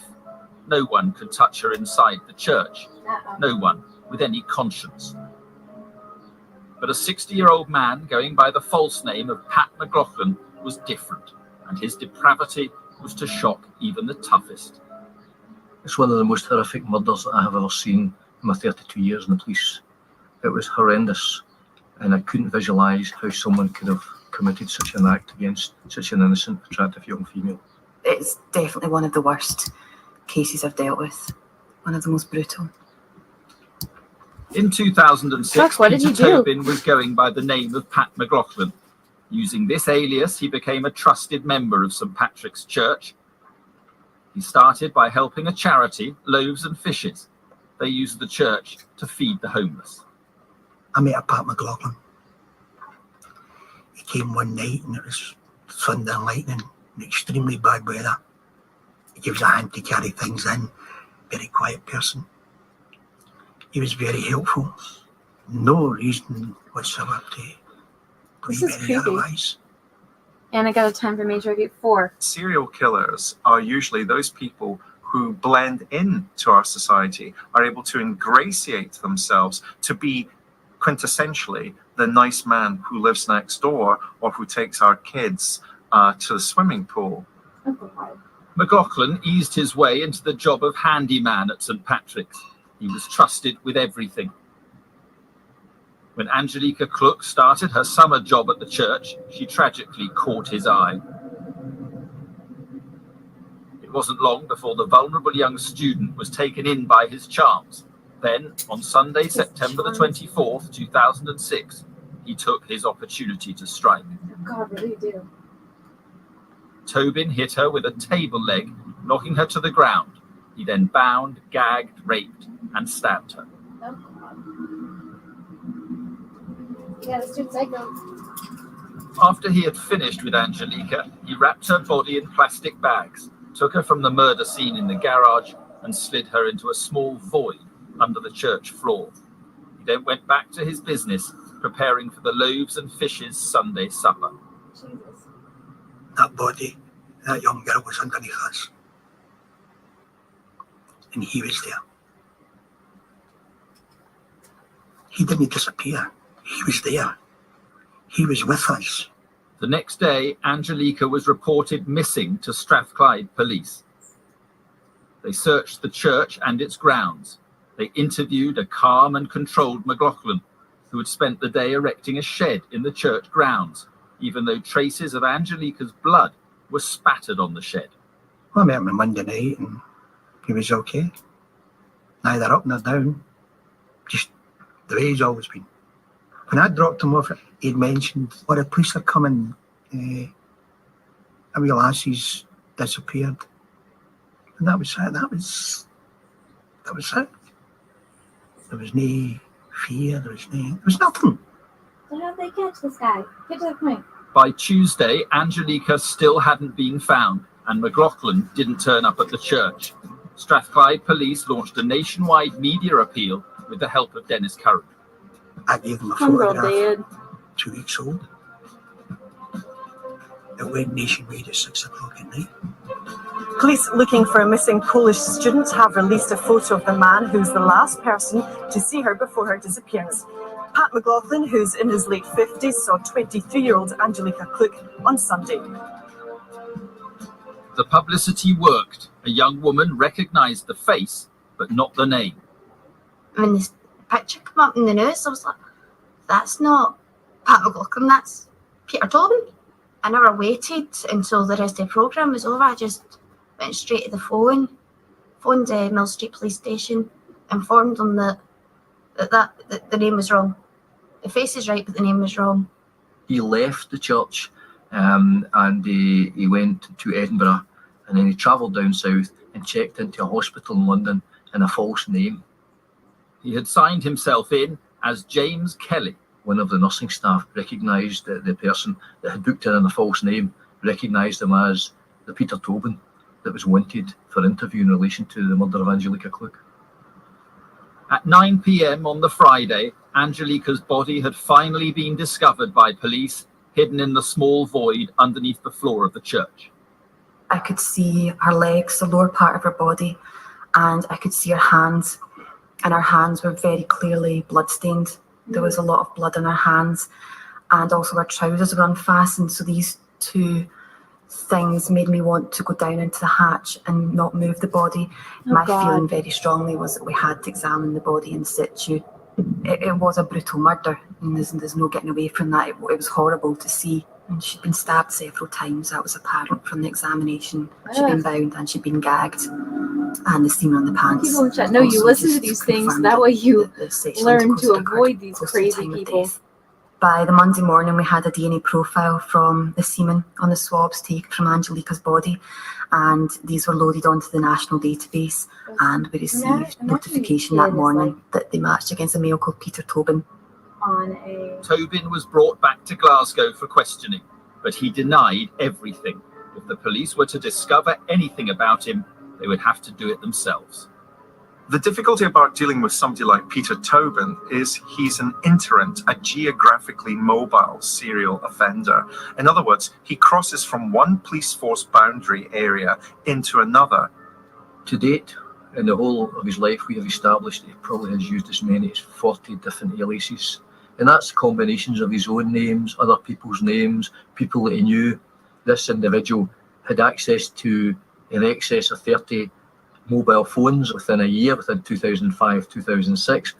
This was an individual that had something to hide. To find out how many vicious crimes he was hiding, Operation Anagram began its investigation by going back to the very start of Tobin's long, dark life. They soon discovered he was born on the 27th of August 1946 and spent his early years in Johnston and Renfrew.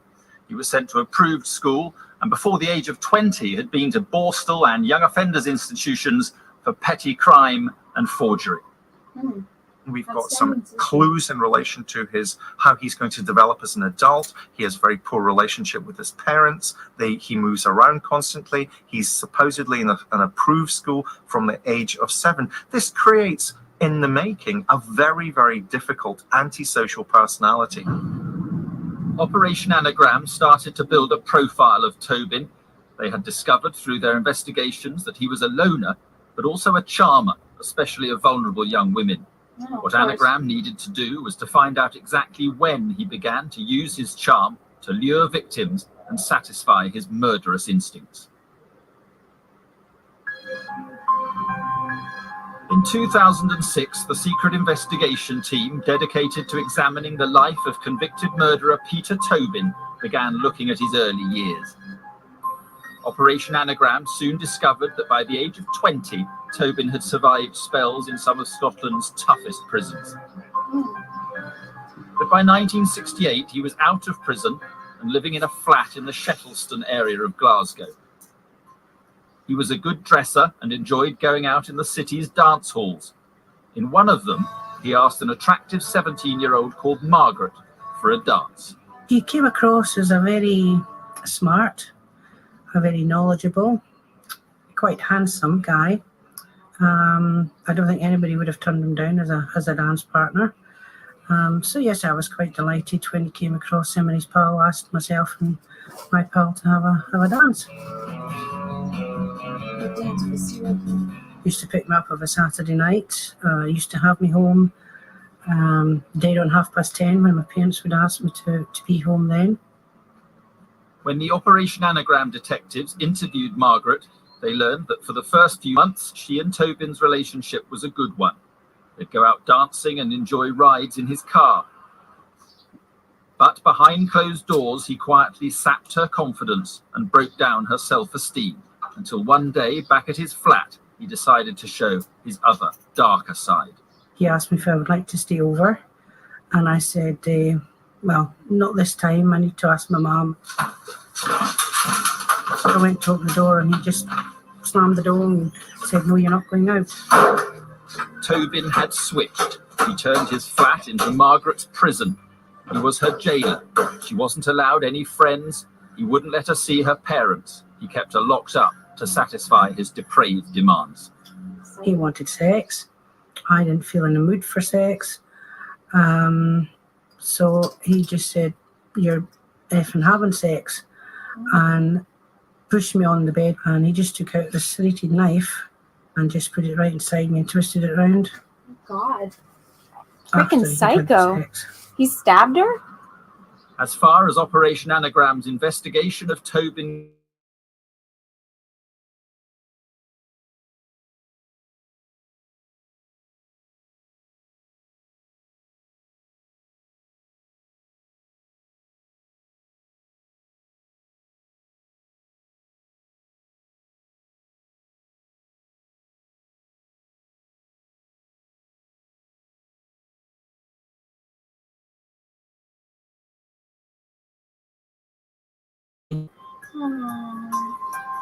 Not only had Tobin taken away Margaret's chance of having children, he had completely destroyed her psychologically.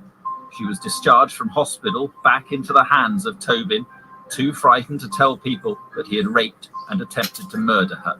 Jesus. Her nightmare continued as Tobin took her to live in Brighton, hundreds of miles away from friends and family. When Tobin told the 17-year-old they were getting married, she felt there was no way out. But eventually got a flat in Brighton, and every time he would go out, he would lock me in a room. Margaret and Tobin stayed in Brighton until he was yet again arrested for petty theft. They were taken back to Glasgow for questioning and spent the night in the cells. And eventually it was my mother that came and took me out. That was the first time I'd seen my mother in just under a year. That's how I got away from him. Margaret spent the next 3 years completely traumatized. In 1971, she divorced Tobin and hoped he was out of her life forever. Good for him. That's so scary. After 2 more stints in prison, Tobin was on the prowl again in Brighton. In 1973, he married a nurse in the town. They had 2 young children, one of whom died soon after birth. And the violent, abusive marriage lasted just 3 years. By the age of 30, Tobin had 2 failed marriages and a string of ex-girlfriends. He needs multiple partners because he's ultimately going to have a parasitic lifestyle. He's going to live off those partners. However, he has to attract those people. He has to seduce them. He can't bludgeon them into a relationship. Working for a living never really appealed to Tobin. His stock in trade was petty crime and forgery, as well as targeting vulnerable young women. One was Kathy Wilson, who was brought up by her grandparents and in foster homes. When she met Tobin, she was just 16 and lived alone. He was quite charming and quite funny, and just seemed like a genuinely nice bloke. We were getting on quite well and had started seeing each other, and he said, "Why don't you move in?" Kathy took up his offer in September 1986 and moved into his Brighton flat. Operation Anagram talked to Kathy about their relationship, and they soon discovered that although he had now turned 40, his appetite for cruelty showed no sign of mellowing with age. God. She was 16, he's 40. I don't know how he does it, but he knows. He must have something written on my head, and all these other women that he has hurt must have it as well. He must see something that other people don't see. But even though I appear very strong and confident now, there's like a little child inside, you know, looking for someone to look after them and care for them, and that's what he provides. That's what he provides. And he knows it, and how he finds them, I don't know, but he knows it. After just a few months, Kathy was totally controlled by Tobin. Even before she gave birth to their son Daniel in December 1987, it started to hit her. Soon after Daniel's birth, they got married. At the time, they were living in one small rented flat after another, and Tobin was out of work. Almost a year after getting married, he conned Kathy into moving up to Bathgate in Scotland with the promise of a better life in a 3-bedroom house with a garden for their son to play in. But as soon as they arrived there in 1988, his attacks became more frequent and vicious. They were now a daily feature of their life together. From my point of view, I've gone through so many atrocities when I was a child that actually someone throwing you up against a wall and putting their hand around your neck and calling you horrible names isn't that bad. Bizarrely, it's not. So, part with things that you wouldn't normally part with, and justify them. You know, say he's tired or, Oh my God. You know, he's had a bad day or something. You justify him for What a everything shitty life these when women it's not had. as awful as other people might perceive it to be.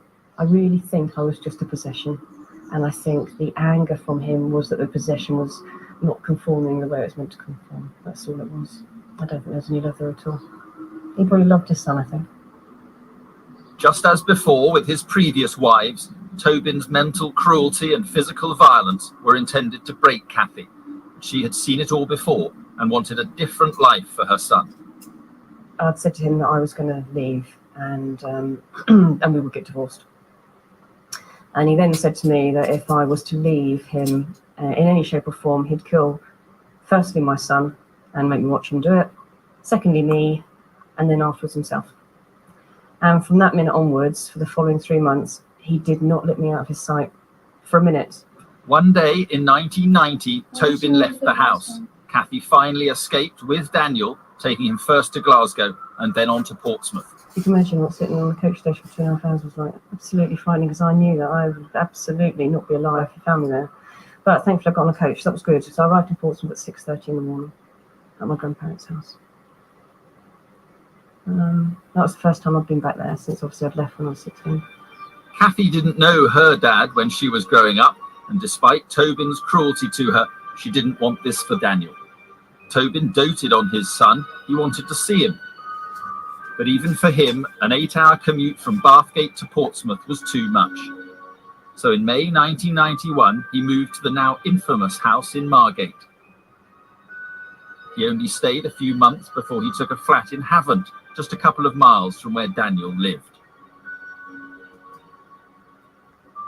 Tobin never raised a hand to Daniel, so Kathy felt their son would be safe with his father. Oh. Tobin used this to gain regular access to his son, and Daniel often stayed overnight. Oh God, did he kill It gave Daniel? Tobin the perfect excuse to have young women round to babysit. Oh God, he's His gonna normal kill him. routine was to leave the babysitters with Daniel and then go out for the night. But on the evening of August the 4th, 1993, Tobin carefully planned a vicious trap for two young girls. He tried to turn on the charm to seduce the two teenagers. When this failed, he plied them with alcohol and finally he drugged them. As it started to take effect, he began his horrendous assault.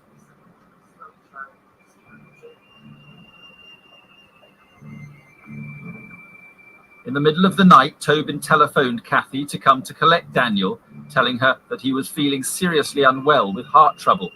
When she arrived, Tobin was coming out of the door with Daniel. So I took Daniel from him at the front door and I said, do you want me to wait for the ambulance to arrive? You know, you okay? He said, no, I don't feel quite so bad now, but still take him because I think I will go and have a check-up. I put my son in the car and we came home and went to bed. With Daniel finally out of the way, Tobin toyed with the girls. He threatened them with a knife, and as the drink and drugs overwhelmed the girls, they could no longer defend themselves. She was right Brutally there. raped and sodomized them. Then, as they lay unconscious, he turned on the gas taps and left them for dead. I have no doubt that he expected those two girls to die, and the fact that they didn't was an accident. The next morning, I took my son to school, went to work, and then had a phone call at 9:30 from the police. And they said, we need to get your son out of school and we need you to come to the police station now and see us and bring someone with you. And so that's what I did. And I arrived at the police station and they told me what atrocities had gone on the night before in the flat. And it was the first time. In fact, 5-year-old Daniel had been witness to part of the brutal attacks of the previous night. At one point, where Peter had stabbed one of the girls and there was blood, he asked Daniel to go and get ice from the freezer and bring it through to him Oh and put it God. onto the girl. He had the kid help him? Fucking psycho. That kid's gotta be fucked up. Tobin left Portsmouth and hid for several weeks, some of them with a religious sect. So far, police have no positive leads in their search for Mr. Tobin. They're keeping a check on addresses in the Midlothian area of Scotland where he used to live. Yesterday, they took the unusual step of naming Mr. Tobin as the man they want to question in connection with the alleged attacks. The constantly mobile Tobin had been hiding in Coventry, but returned to the south coast, where he was eventually captured when his blue Austin Metro car was found in Brighton. After a plea bargain, he pleaded guilty to the charge of rape. The attempted murder charge was dropped. At the trial in Winchester Crown Court on the 18th of May 1994, Tobin was sentenced to 14 years. The trial judge was Sir Ronald Waterhouse.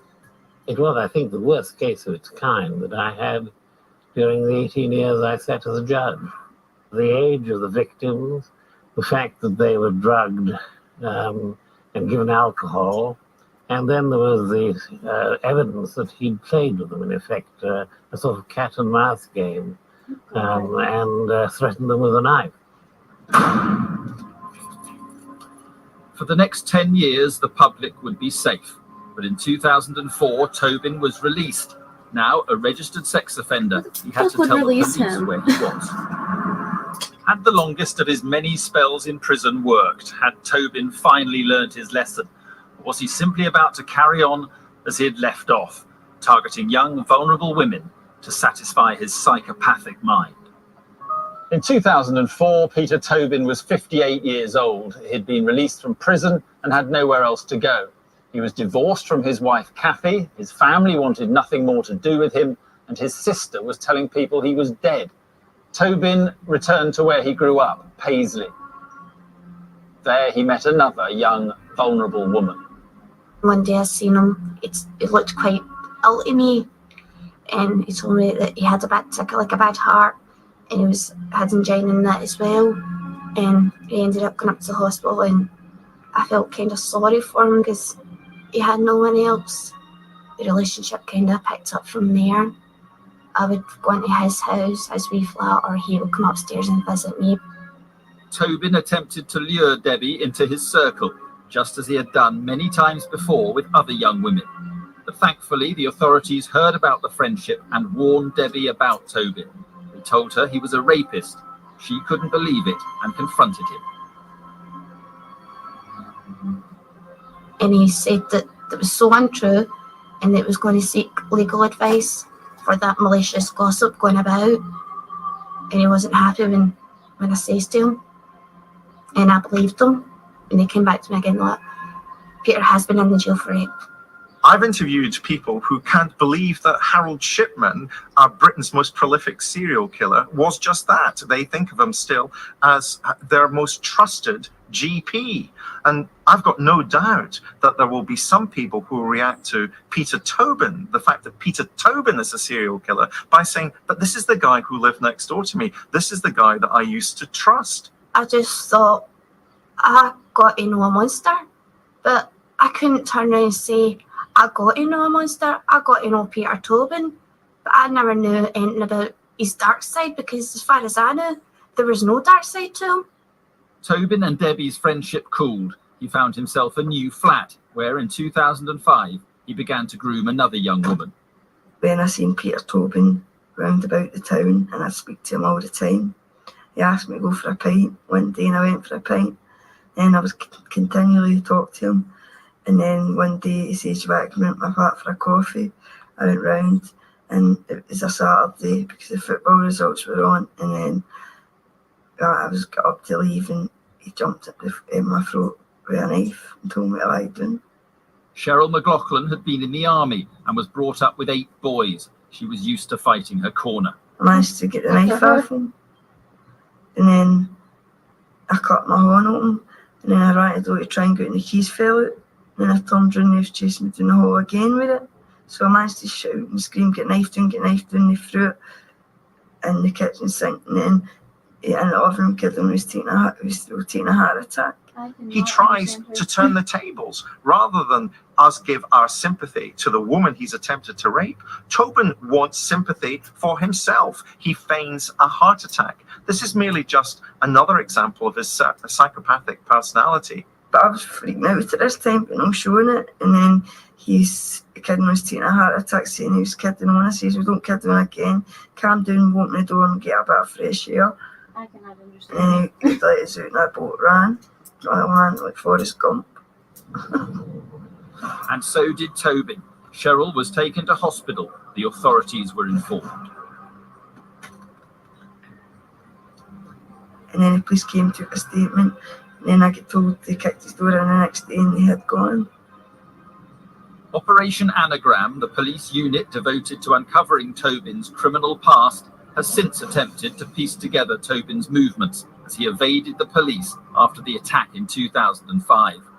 They know that over the next few months he stayed in a number of hostels. 7 months after the attack on Cheryl, Tobin was now calling himself Pat McLaughlin and began working as a handyman in St. Patrick's Church. The place which was the scene of the murder that at long last brought him to the nation's attention and where Operation Anagram would begin their difficult investigation. It was here that he murdered and raped Angelica Kluck, hiding her dead body underneath the church floor. Tobin claimed he was innocent when he was arrested and charged with murder. It was going to need strong forensic evidence to get a conviction. Fortunately, he was still wearing some of the same clothes. On his watch, we found microscopic traces of blood associated with the strap and the sort of grooves and crevices in the strap, and that blood matched the profile of Angelica Kluck. Also, he had on a white t-shirt, which was stained at the front, and that was his semen, and a lot of cells matching Angelica Kluck.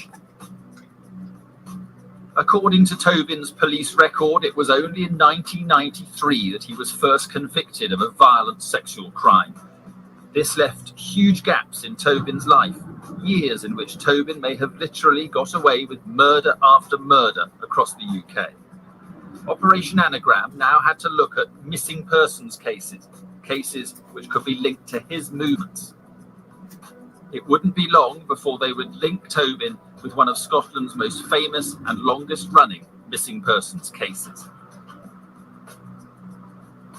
In February 1991, a bright, vivacious teenager from Falkirk disappeared on her way home from her sister's house in Livingston. Vicky Hamilton had to change buses in Bathgate to get home to her mother's. She was last seen in the town eating fish and chips and waiting for a bus home. Vicky's disappearance triggered Scotland's biggest ever search for a missing person. Lothian and Borders Police interviewed nearly 7,000 people and took over 3,000 statements. A massive search in and around Bathgate involving hundreds of people revealed nothing. Vicky's mum recorded an emotional plea. Please get in contact. Let the police know that she's safe. That's all I want, just to know that she's safe. It wasn't until nearly 17 years later that the mystery surrounding Vicky's disappearance started to unfold. As the police built their case against Tobin for the murder of Angelica Clook, Operation Anagram made a shocking discovery that Tobin and Vicky could have been in the same town on the same night. One of the officers went out in the inquiry and we established that Peter Tobin resided in Robertson Avenue in Bathgate, which was close to where Vicky Hamilton was last seen. And to have someone of that character living in your area is obviously worthy of further investigation. A forensic search of the house revealed a knife hidden in the loft. Discovered on the knife was a piece of material which was thought to be skin and yielded a DNA profile which matched perfectly the profile of Vicky Hamilton. Lothian and Borders Police knew Vicky had been in Tobin's house and that he had probably murdered her, but they didn't have a body. Already in custody for the murder of Angelica, Tobin was then charged with Vicky's abduction. There was not enough evidence for a murder charge. What they needed was a confession. We seem to be in control most of the time. However, he declined to speak about Vicky Hamilton, other than to deny any knowledge of her. Sorry, I can't help you. You know what I mean? As I say, I've never met her. You know what I mean? I've never. While the police in Scotland had been following up the leads in the Vicky Hamilton case from the Operation Anagram, Essex police force, 400 miles away, had been trying to find another missing girl. 6 months after Vicky had disappeared in 1991, 18-year-old Dinah McNichol went missing. Dinah had just finished her A-levels. To celebrate, she'd gone to a music festival in Hampshire. She was last seen by a friend she had met at the festival as they went their separate ways after hitchhiking up to the M25. Another nationwide search was launched. Where was Dinah McNichol? There were only a few clues. Her friend had seen her drive off with a man he thought had a Scottish accent. The following January, the police searched common land near the festival site. With Dinah missing for more than 5 months, police fear she's either dead or has been persuaded to join a religious sect and is being held against her will. Dinah's father, Ian McNichol, had joined the search in the hope that it would bring an end to the nightmare. Not knowing is terrible. It's been crucifying. It was 14 years before a breakthrough came, when Operation Anagram provided Essex police with a brand new lead. This was still a whodunit for us. So Tobin, whilst on the radar, it wasn't until we really analysed a lot of the data that Strathclyde in particular had, then he really came up the scale and became somebody of primary interest to us, investigating Dinah's disappearance. He rose even higher on that scale when Essex police studied the use of Dinah's credit card in several towns along the south coast. We were able to show that Tobin had links to areas very close to each of these cash machines, either friends or previous residents or places of work. So that was all part of the formula that led us down to Margate in the first place, really. Essex police then interviewed Tobin's neighbours in Margate. I saw him digging a deep hole, and I leaned over the fence, which was a lot shorter at that time, and I said, "Are you going for Australia, Pete?" Because it seemed quite big, and he told me he was digging a sandpit for the the weekends. Peter Tobin, we now know, was somebody who was profiled as somebody who could well have committed this type of offence. We could show through the analytical work that he probably had opportunity. And I think what we knew from Angelina Cluck investigation was that he had the propensity to bury bodies. With this knowledge, the police managed to persuade a magistrate to issue a search warrant for 50 Irvine Drive, Margate. It was going to be a deep forensic search. Essex police brought in specialist X-ray equipment from London to see what lay beneath the surface. Forensic archaeologists conducted the excavations. They knocked on the door, said they'll be doing a little bit of digging in the garden. And where the sandpit was where they found a grave. The body and the personal effects have been identified as Vicky Hamilton, who went missing in February 1991 from Bathgate in Scotland. It was a massive shock for Essex police. They'd only been looking for Dinah's body. They certainly never thought that Tobin would have driven a dismembered corpse nearly 500 miles to bury Vicky in his back garden.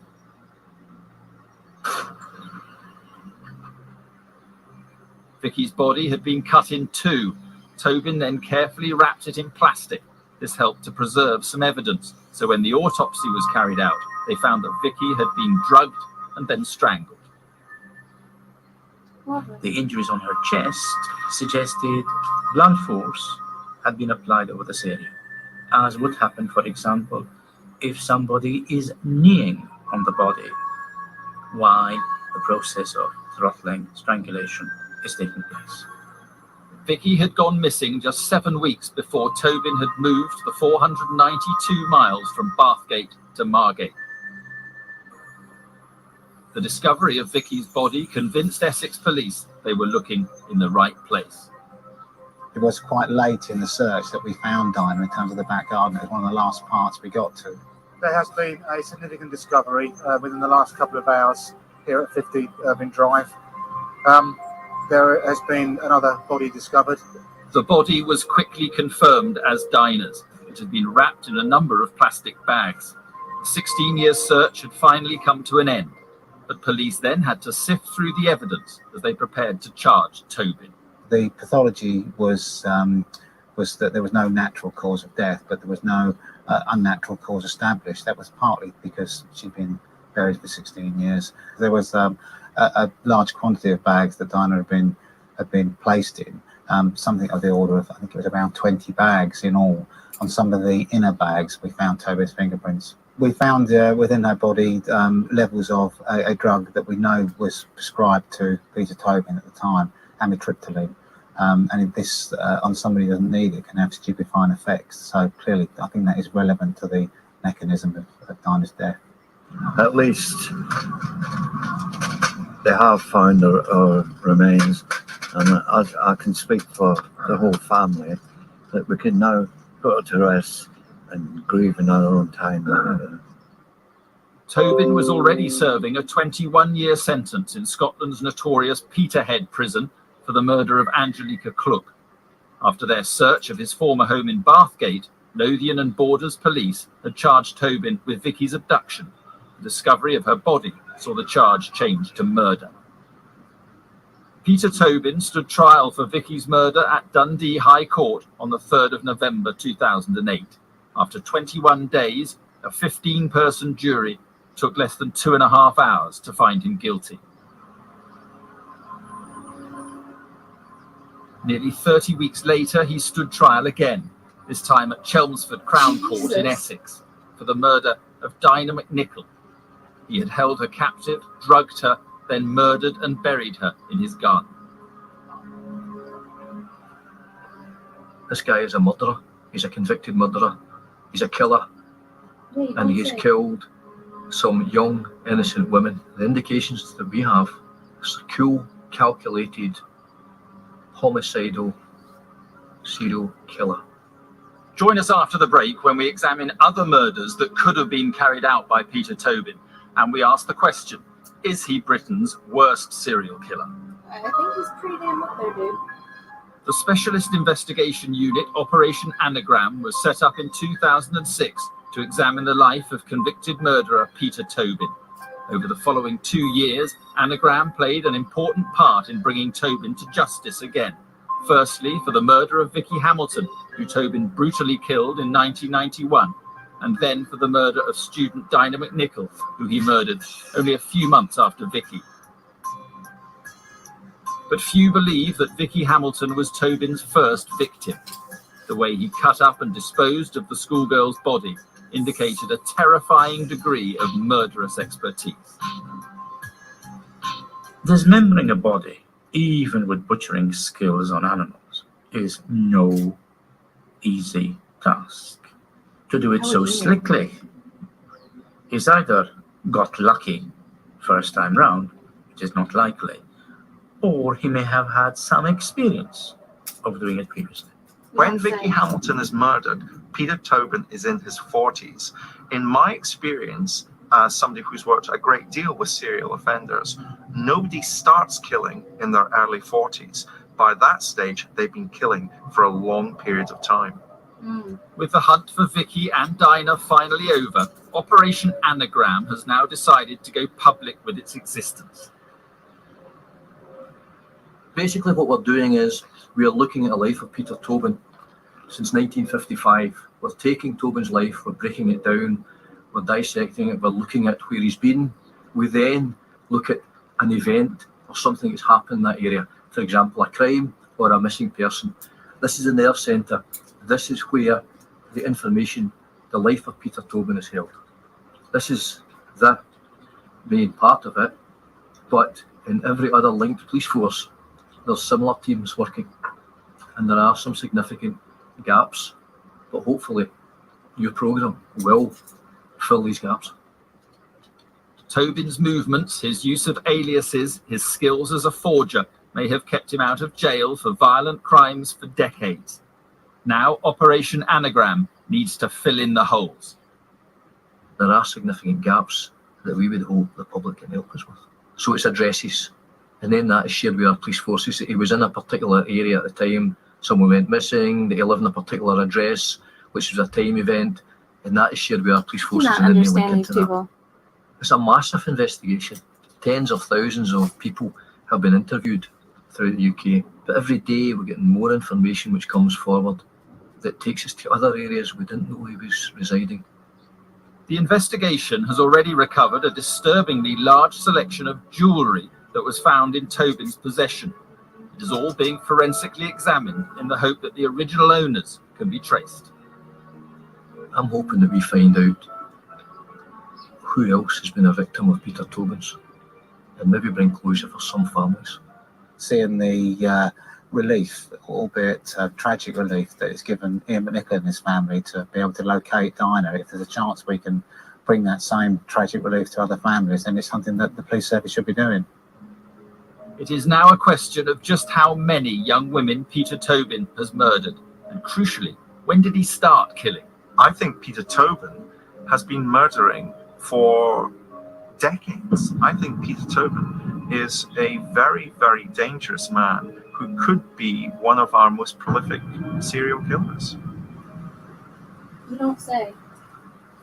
In the late 60s, 3 women were killed in Glasgow. They became known as the Bible John murders. The story gripped the nation. The first victim was Patricia Docker, who had been dancing at the Barrowlands ballroom. She left with a stranger, and the next morning her body was discovered in a Glasgow lane. When I arrived at this locus, actually the body of a young woman was lying facing this way, and her feet were to the wall. And she was actually completely naked. There was one shoe lying near to her feet, and there was also a sanitary towel lying beside her. Over the next 18 months, another 2 women were murdered, Jemima MacDonald and Helen Puttock. All 3 were menstruating. At the time, Tobin was living in Glasgow with Margaret. When you have to have your periods every month, That even gave him more of a kick, and it didn't stop him from having any sex. In fact, it even made it better for him. And I must point out at this time that I was not able to buy any protection for the period or anything else. The Bible John murders quite clearly had a signature in relation to sanitary towels, to tampons. But as time moved on, the other signatures related to Bible John have been lost. The last of the supposed Bible John murders took place on October the 30th, 1969, the year Tobin took Margaret to Brighton and married her. Although there were only the 3 murders, the search for Bible John continues. Quite simply, I think that Peter Tobin is Bible John. And therefore, I think his first murder, for a variety of reasons, is the murder of Pat Docker in 1968 in Glasgow. He's killed in the 1960s, in my view. He's killed in the 70s, the 80s, and the 90s, and we know he's killed in the millennium. So Peter Tobin has probably been killing for longer than any other British serial killer.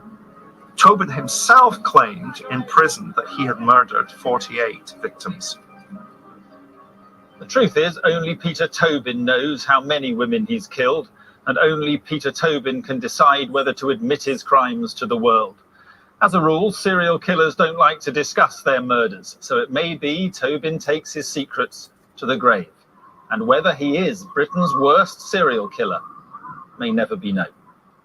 I can't understand how a person like Peter Tobin, who will be sitting in his prison cell tonight, maybe watching this programme and watching what has been reported. He's a father. He has children of his own. How can he do that to other people's children? Horrific. A man that has no conscience. A man that's a serial killer. A man that cares about no one but himself. If you have any information on Peter Tobin, please contact your local police station.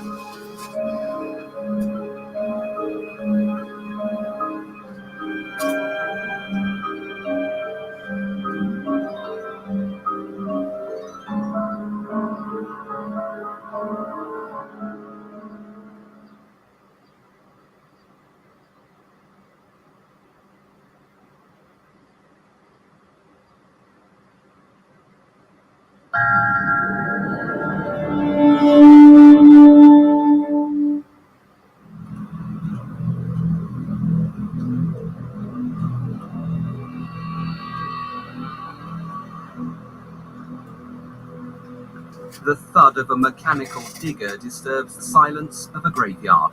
Ooh, what's this one about? I'm very conscious of coming across real evil. There's real evil here. In the dead of night, police exhume a body. It's a hard thing to go through, having a loved one dug up. This is the moment the murderous activities of Britain's biggest serial killer were unearthed. Is this the same That son of a gun killed my father on Christmas Eve. In the coming weeks, the hush of night was to be repeatedly broken by exhumation after exhumation. We used to joke about it because we used to say, she's always down there, and I bet he's got fed up with her and bumped her off. And now, over the coming months, detectives were to investigate the deaths of nearly 150 patients of Dr. Fred Shipman. How far does this go? How deep is it? How many people have been murdered by Dr. Shipman? I don't think that there'll ever be an answer to that question. The only person that knows is not talking to us. Today, as the 53-year-old doctor who used his caring manner as a cover for murder was led away to spend the rest of his life behind bars, two major questions are being asked. Why and how did he literally get away with murder for so long? For the first time, the true extent of his ruthless killing spree can be revealed. How 5 patients died inside his surgery. How he killed 8 patients in 1 month. how he murdered 6 patients in one street, how, to obtain the means to kill, he turned a patient into a drug addict, how he then killed that patient's father when he asked too many questions about his son's treatment, how he murdered another patient he believed had left him a small fortune.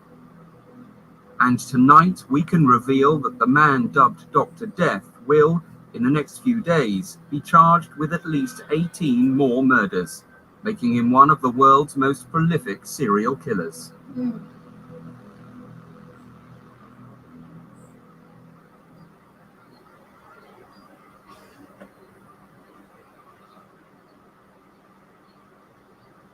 A senior detective lights candles to the memory of 15 murder victims of Dr. Harold Frederick Shipman. Stan Edgerton was a detective for 30 years, but nothing during his long service could prepare him for the enormity of his final Seriously, case. Patrick T, they're all trying to one-up He each still other. finds it difficult to come to terms with.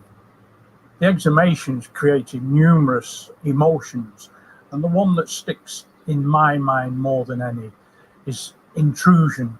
Not only were we intruding into death, we were intruding into the grief of the families. Only months away from retirement, Inspector Edgerton was asked to investigate what appeared to be a routine case, never envisaging that it would lead to him exhuming 12 bodies and arresting and charging a mass murderer. This was a case of forgery and attempting to obtain monies by deception. Never at the beginning of the investigation did I ever envisage that I'd be dealing with not only one murder investigation, but a number of murder investigations. Inspector Edgerton had been asked to look into the will of Kathleen Grundy, who died suddenly on June the 24th, 1998, at her home in Joel Lane, Hyde, on the outskirts of Manchester. Mrs. Grundy, a former mayoress of Hyde, was well known about the town as a sprightly 81-year-old, involved in a host of social activities. She was highly respected in the area. She spent all her spare time working on behalf of other people. She ran a luncheon club 2 or 3 days a week. She worked to help the aged. She did the banking for them. She was a remarkable woman. 2 days before she died, a local firm of solicitors received a crudely typed will purporting to be from Mrs. Grundy, who they had never dealt with before. On a standard post office form, Mrs. Grundy's whole £300,000 estate was bequeathed to her doctor, Fred Shipman. 8 days later, Hamiltons received a letter informing them of Mrs. Grundy's death. They contacted her daughter, Angela Woodruff, in Leamington Spa. She realised that there must be something wrong because she is a solicitor in her own right and had in fact got a mother's will in her possession that had been made some 10 years prior to her death. Confused and alarmed, Mrs. Woodruff turned private detective and, armed with a copy of the Shipman will, she travelled to Hyde to track down the 2 people who had allegedly witnessed it. One of the witnesses was Paul Spencer.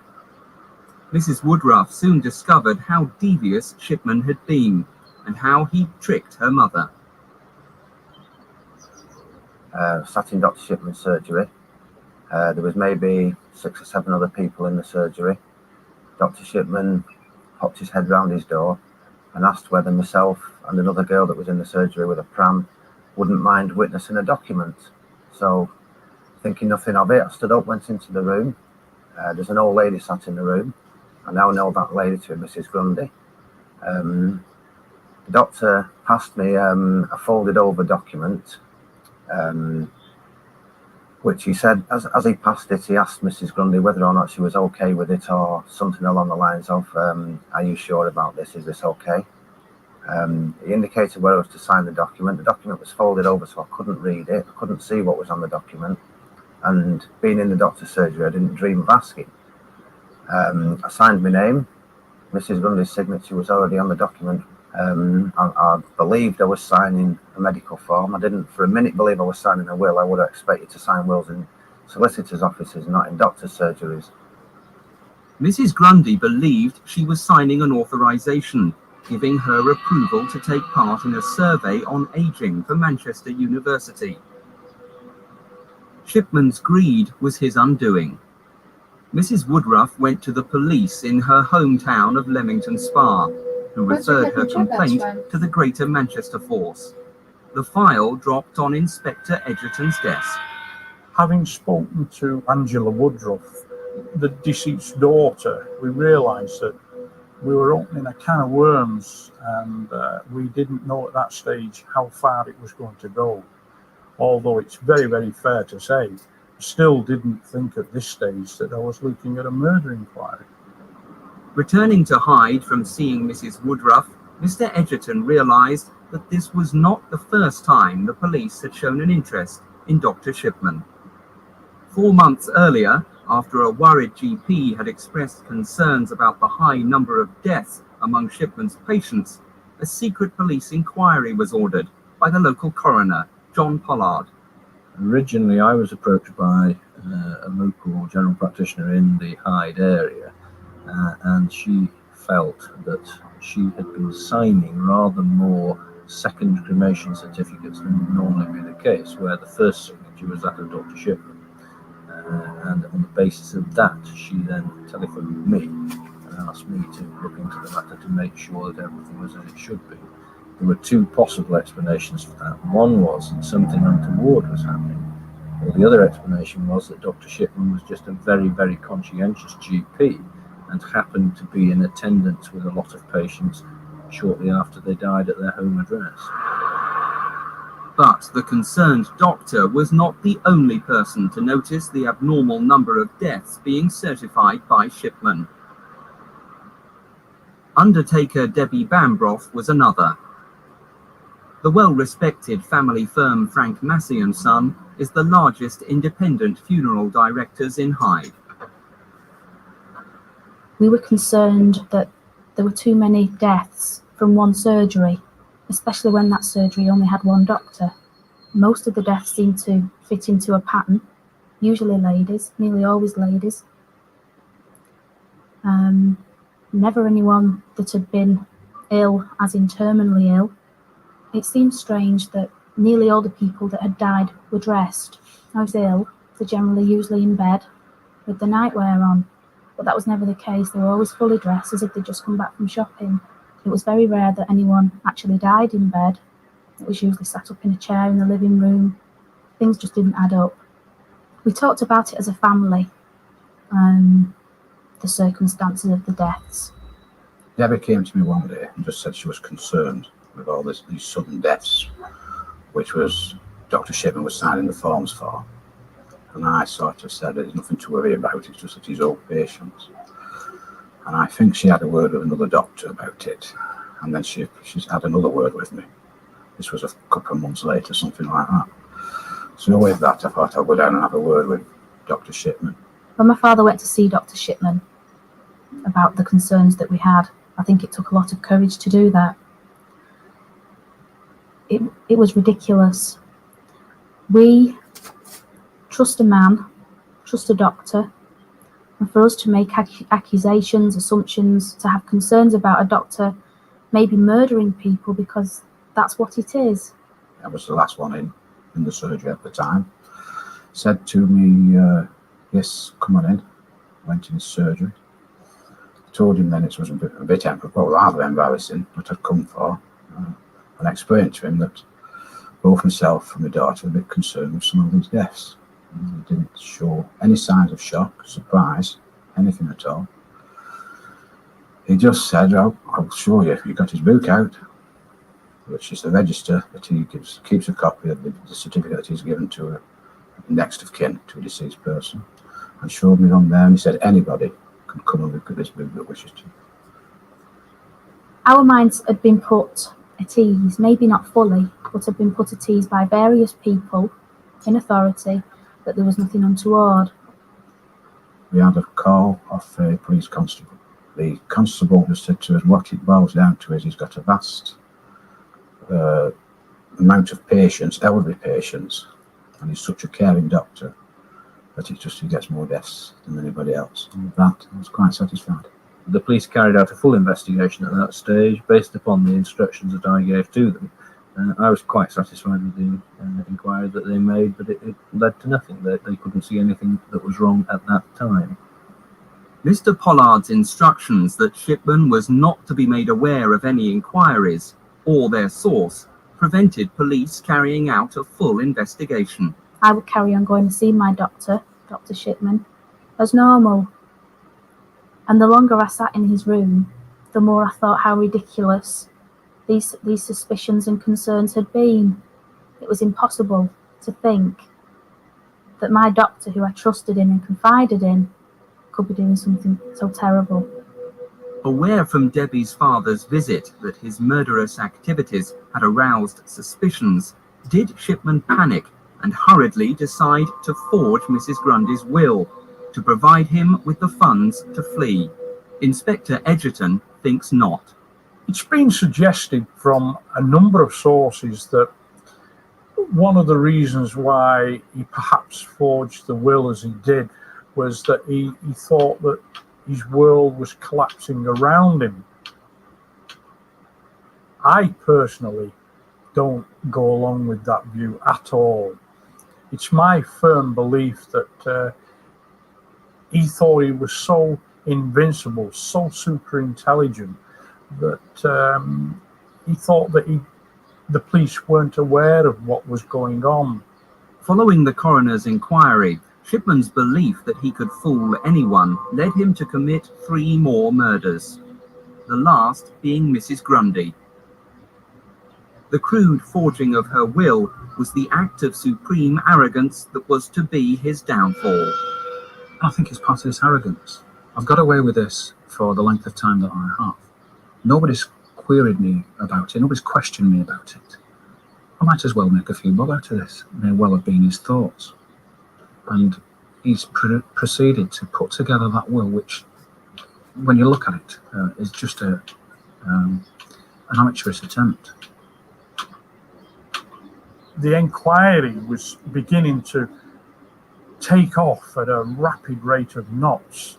And I've got to say that Detective Superintendent Bernard Postles took hold of things then and said, well, let's sit down and let's go through this piece by piece and let's simulate exactly what we've got.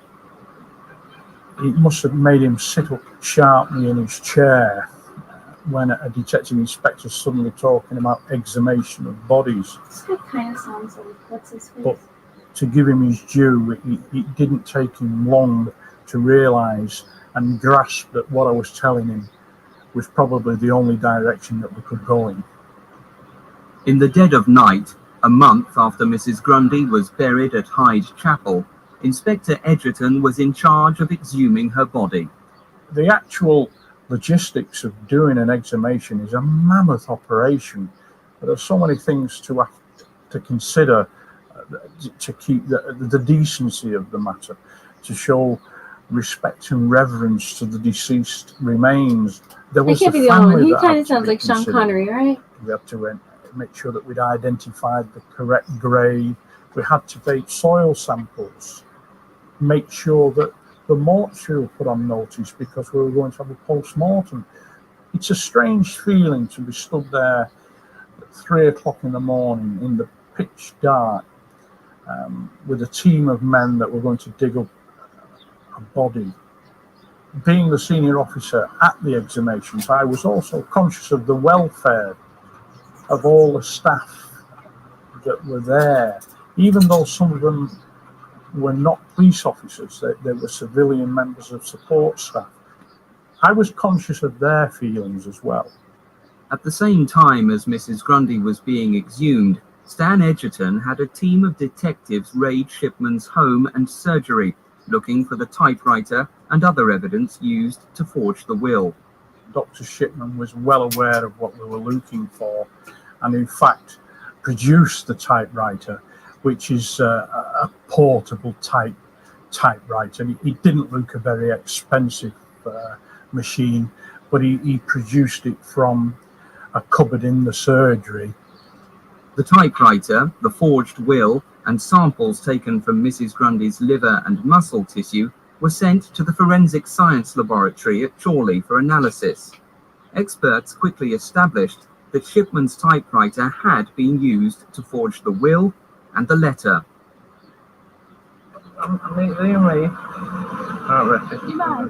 But while Inspector Edgerton waited for Mrs. Grundy's post-mortem results, he was approached by a local taxi driver who'd built up his own dossier of suspicions against Shipman, going back many years.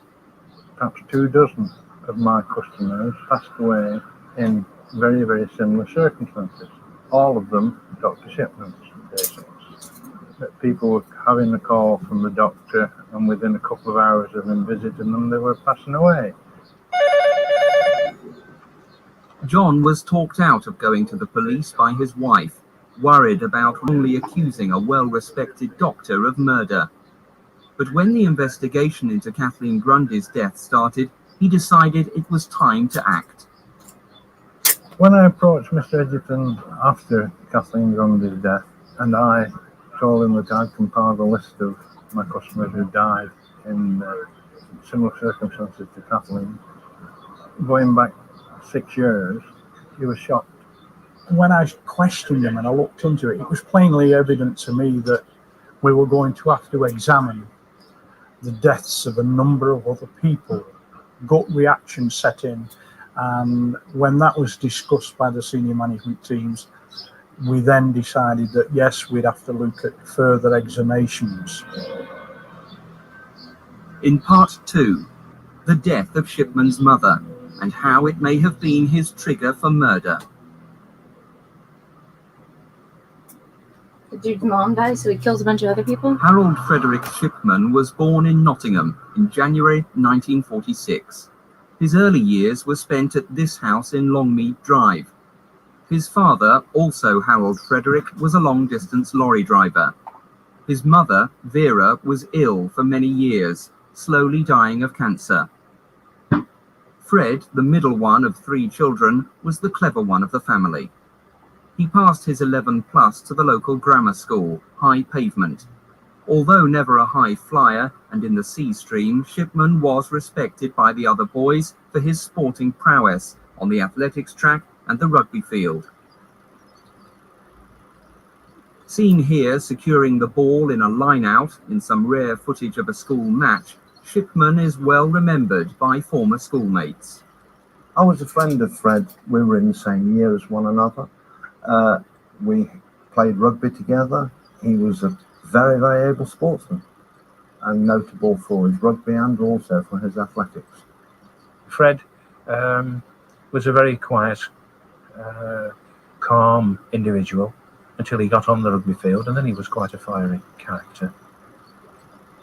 But as an individual off the field, very easygoing and quiet young man. Fred passed 5 O-level GCEs and went into the 6th form, only for disaster to strike. His mother died. Fred was just 17. Vera Shipman had fought a long and brave battle against cancer with ever-increasing daily injections of morphine. Some believe this early introduction to morphine and death had a lasting effect on young Fred. His reaction at the time was considered bizarre. It must have been a Monday morning that we met up and we were walking back to school. And as you do, you know, what did you do at the weekend? And I told him what I'd done at the weekend and I asked him what he'd done. And he said, oh, my mum died. I said, oh, God, what did you do? You know, it must have been awful. And he said, oh, yeah, I went for a run. But he went on to say that he'd actually run till, I think he said, 2 o'clock in the morning or something, in the pouring rain. After his mother's death, Shipman decided to become a doctor. He spent the next 6 years as a medical student here at Leeds University. In his first year, he met his wife, Primrose Oxterby, then a pretty 17-year-old window dresser. Within months, Prim was pregnant with Sarah, the first of their 4 children, and much against her parents' wishes, they were quietly married.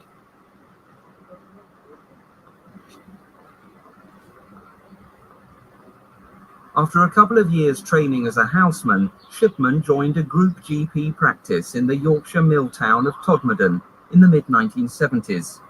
He's remembered fondly for his enthusiasm.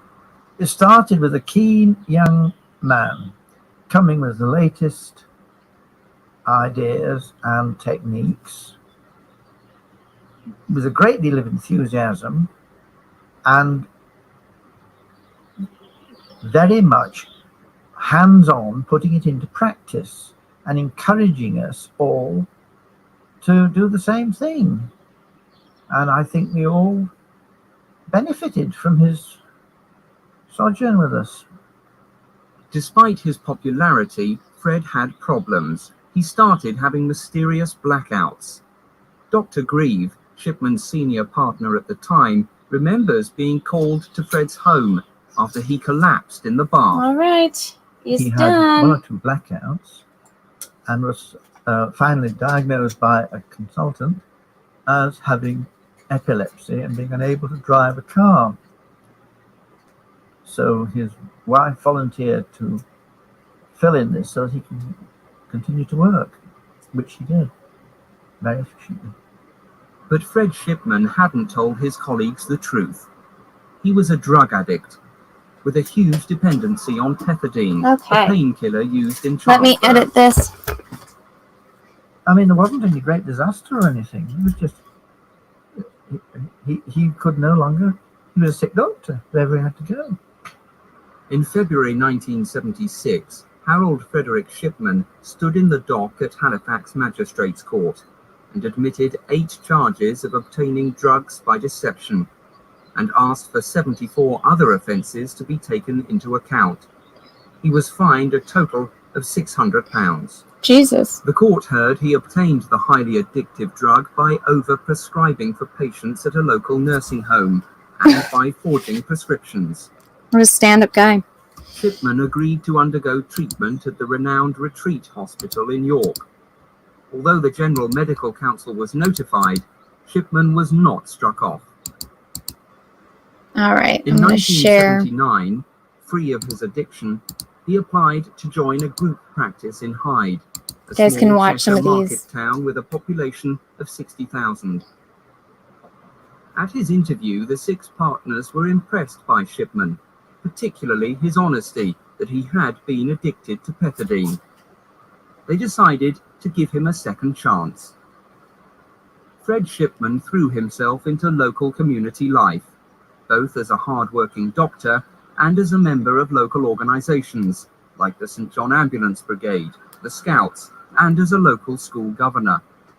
He soon became so popular that he had a long waiting list of people wanting to join his panel. But in 1991, Shipman delivered a bombshell to his partners.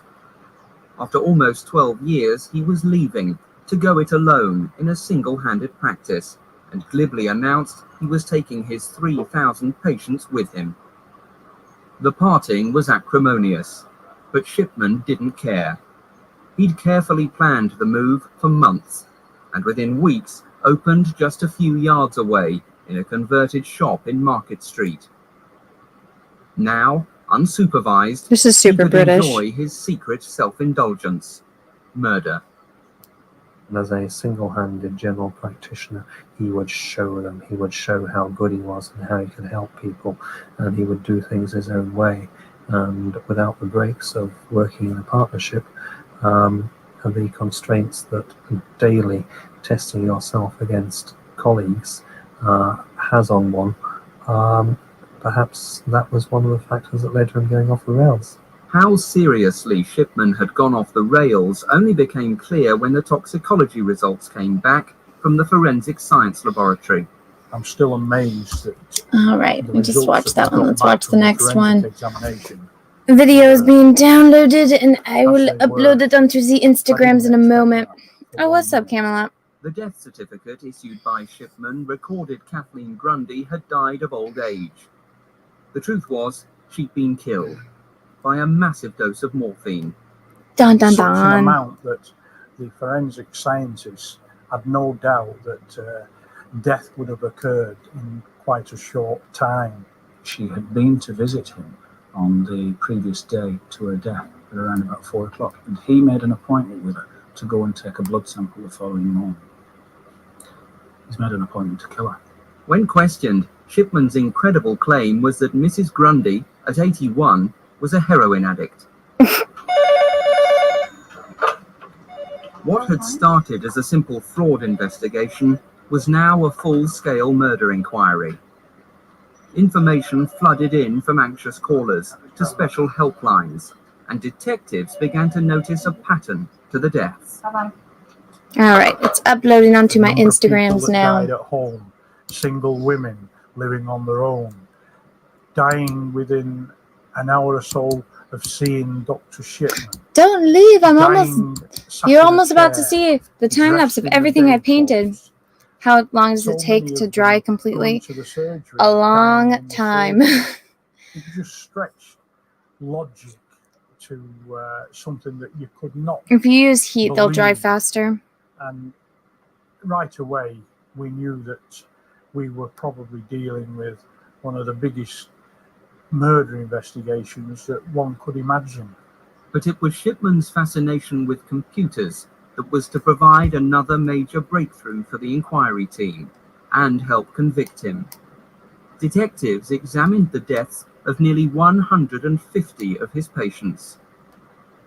Checks of some of the computerized records of some of the deceased patients revealed that visits that they'd made to the surgery had been obliterated. Things that had been written in about the patient's health had been taken out, and we can only surmise that that was done because it didn't. Oh, we just watched this one. Let's correspond with watch what was another on the one. death certificate. On other Is occasions, it just me or this serial killer visits doctor guy not appear very interesting? on the patient's record, when in fact we believe that no visit was made to the surgery. It was as though he was Upload, building up motherfucker. a history. I might have to go run and stand next to my router. With the medical records. It's the only way these things upload, it seems. But yeah, It we was got certainly, covering up a his lot tracks of for some eyes done now. And police computer experts soon discovered what it was. Almost to Shipman was 60, guys. altering patient Almost to records 60. to conceal his crimes. I'll pause this. This guy's boring. He killed people with morphine. Like, how much of a lazy serial killer do you have to be? Like, the other guy was going around raping and, like, murdering people. This guy is just like, I'm just going to inject you with morphine. And then he got greedy, he wanted money. Like, dude, you're a fucking doctor. You're probably making bank. Maybe if you stopped killing all of your fucking patients, you would be richer. What an idiot. All right, let me see. Who am I painting next? I have a stream with Jesse that I got to do in a few minutes, actually. I look like shit, so I'm going to have to very quickly put my face on and do something with this hair of mine. Or I could just look like shit. That's also a I could just go on stream. Let me create that event. Next person I will be painting is Sean. Sean has some fucking re-upload, motherfucker. Ugh. Okay, I have to go stand next to my For You show. Are you going to display them in order of submission or whichever way looks best? So I think what I'm going to do is I'm actually going to have them based on what kind of leafing people pick. So I don't think I have any on here, but let me show you guys up on the screen. I'll have to zoom out a little bit. But so I have, sorry, I'm trying to zoom myself out. Okay, so let me move my microphone over here. So there's different types of leafing that you can get. Let me grab some. Okay, so what I want to do is I want to make, I didn't grab a copper, which was stupid of me, but let me grab one. So I want to make a transition from silver, I think what I'll have to do is this way, maybe. I'm not sure which one I want or which direction I want it to go. But so, oh, you guys can barely see this. Let me move this without messing anything up. I need to zoom out again.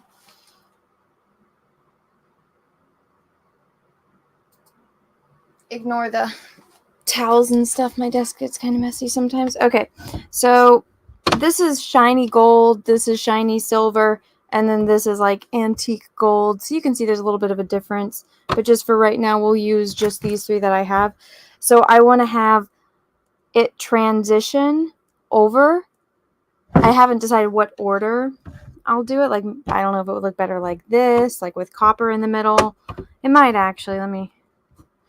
I don't know. You guys can tell me, or I'll probably, honestly, Sav will probably be with me helping me set up, and she's a lot better at doing that kind of stuff than I am. So it'll make a transition over across the walls, and it'll be kind of what looks best. But I'll have like little labels next to each eye that'll be on the wall that'll say like, this is eye number 57, and this is the person's name whose eye I painted, or whatever name they gave me, and that'll be under it. And yeah, so this is like this person picked shiny silver, which I thought was perfect for this eye. I'm glad that he picked it because I think it looks great. This is actually Raging Rhino's eye. He picked copper. This is this antique copper. A lot of people feel like that's the #1 submission that I've gotten, which is why that one might be in the middle. This one's shiny gold. I haven't gotten very many for shiny gold. Everyone likes just the regular antique gold. I kind of like the shiny ones better, but that's just me. I mean, the antique gold is really, really nice. It's a classic look. I think I just like the shiny. I don't know. I definitely like shiny silver better than vintage silver, but that's just me. But a 7 of 9, do you know which one you want for your leafing? Because I'll write it down right now. If you do know, you should tell me, because that would be great. I can grab different examples if you would like. So it's like, this is vintage silver. So you can see and then this is like shiny. Obviously there's a little bit different sheen. I want the shiny silver for yours. All right, you want shiny silver. I will write that down on here. Ever since I did examples, I've been getting a lot more submissions for it.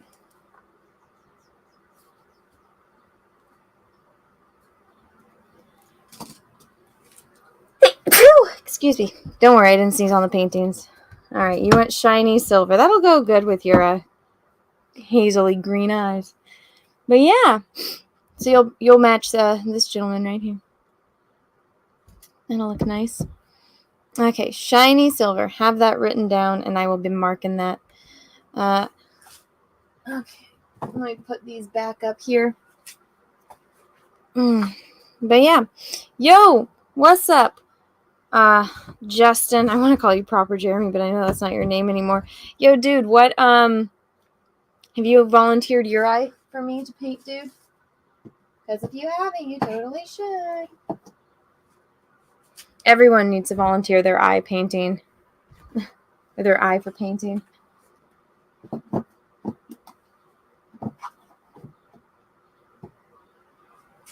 Do it. Do it, do it, do it. All right.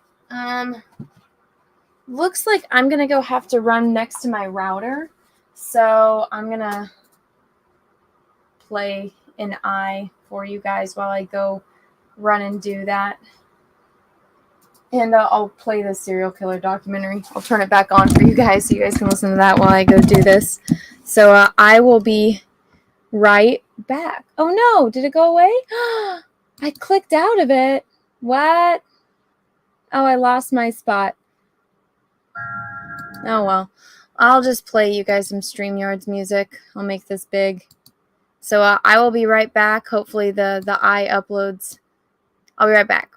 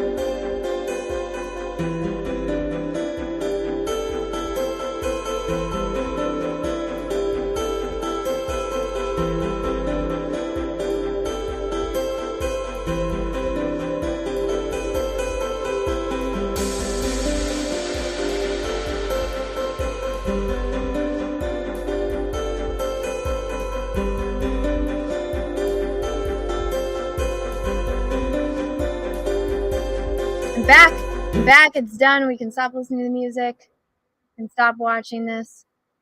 Okay, here we go. All right, you guys ready to see 7 of 9's eye? Let's move this. Waha! Look at that beauty. Look at that. A little off center, but fuck it, I don't care. All right, you guys ready to watch? This is everything I painted the past almost 3 hours.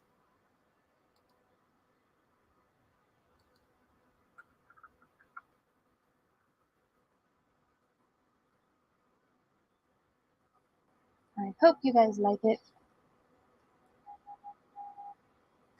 It was made with love.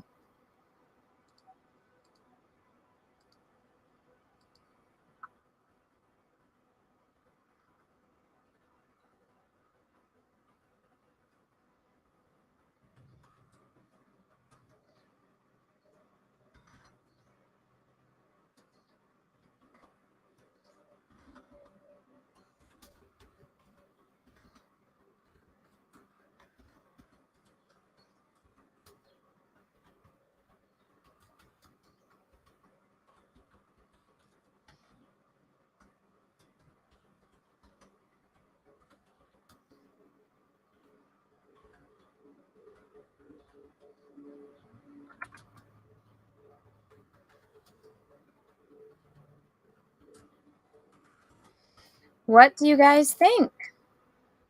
You like it? Think I did okay? Let me know. Da, da, da.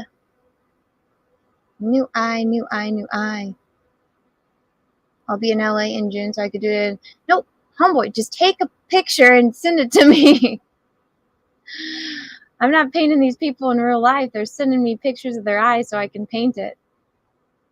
But yeah, there you go, 7 of 9. Here is your eye. I'll post it on the Twitters tomorrow. But yeah, I hope you like it. Painted your right eye for you. Anna's voice has gone Battlestar Galactica again. Oh, no. Oh, no. I mean, my head kept getting in the way in this one. But yeah, I'm going to be streaming with Jesse after this stream is over. So at 4, I'll be streaming with Jesse on my channel, I believe. So you guys are all going to have to go over there and whatnot. See you guys there. But yeah, look at that, guys. I painted another eye. So with that being said, I have painted. Let's refresh. Oh, I don't need to refresh because it's already there. Watch this, guys. Watch this. Watch this. It's going to be perfect rows of 3. Ah, look at that. Rows of 3. It has been fixed, and then it's going to be destroyed once again when I do another one. But there we go. So that one was number 56. So I've painted 56 eyes, everyone. Go give it a like. Go, I thought it was 57, but no, I was wrong. I'm a dummy that can't count. Go give it a like. Go give it a comment. Or wait, is it? Yeah, that's 55. That's 54. All right, yeah, that's 56. So yeah, I'm dumb. But yeah, go give it a like. Go give me a follow over on my art Instagram. Go give me a follow on my art Twitter account. And yeah, guys, I have a stream that I need to go get ready for, so I'm going to go very quickly put my face on and try to do something with my insanity of what I call hair. But yeah, everyone, thanks so much for watching. Thanks so much for being here. I'll do a live stream later tonight on Twitch doing the Volcano Manor. And until next time, I hope you guys all have a great rest of your day, morning, evening, afternoon, wherever you are in the world. And may the force be with you.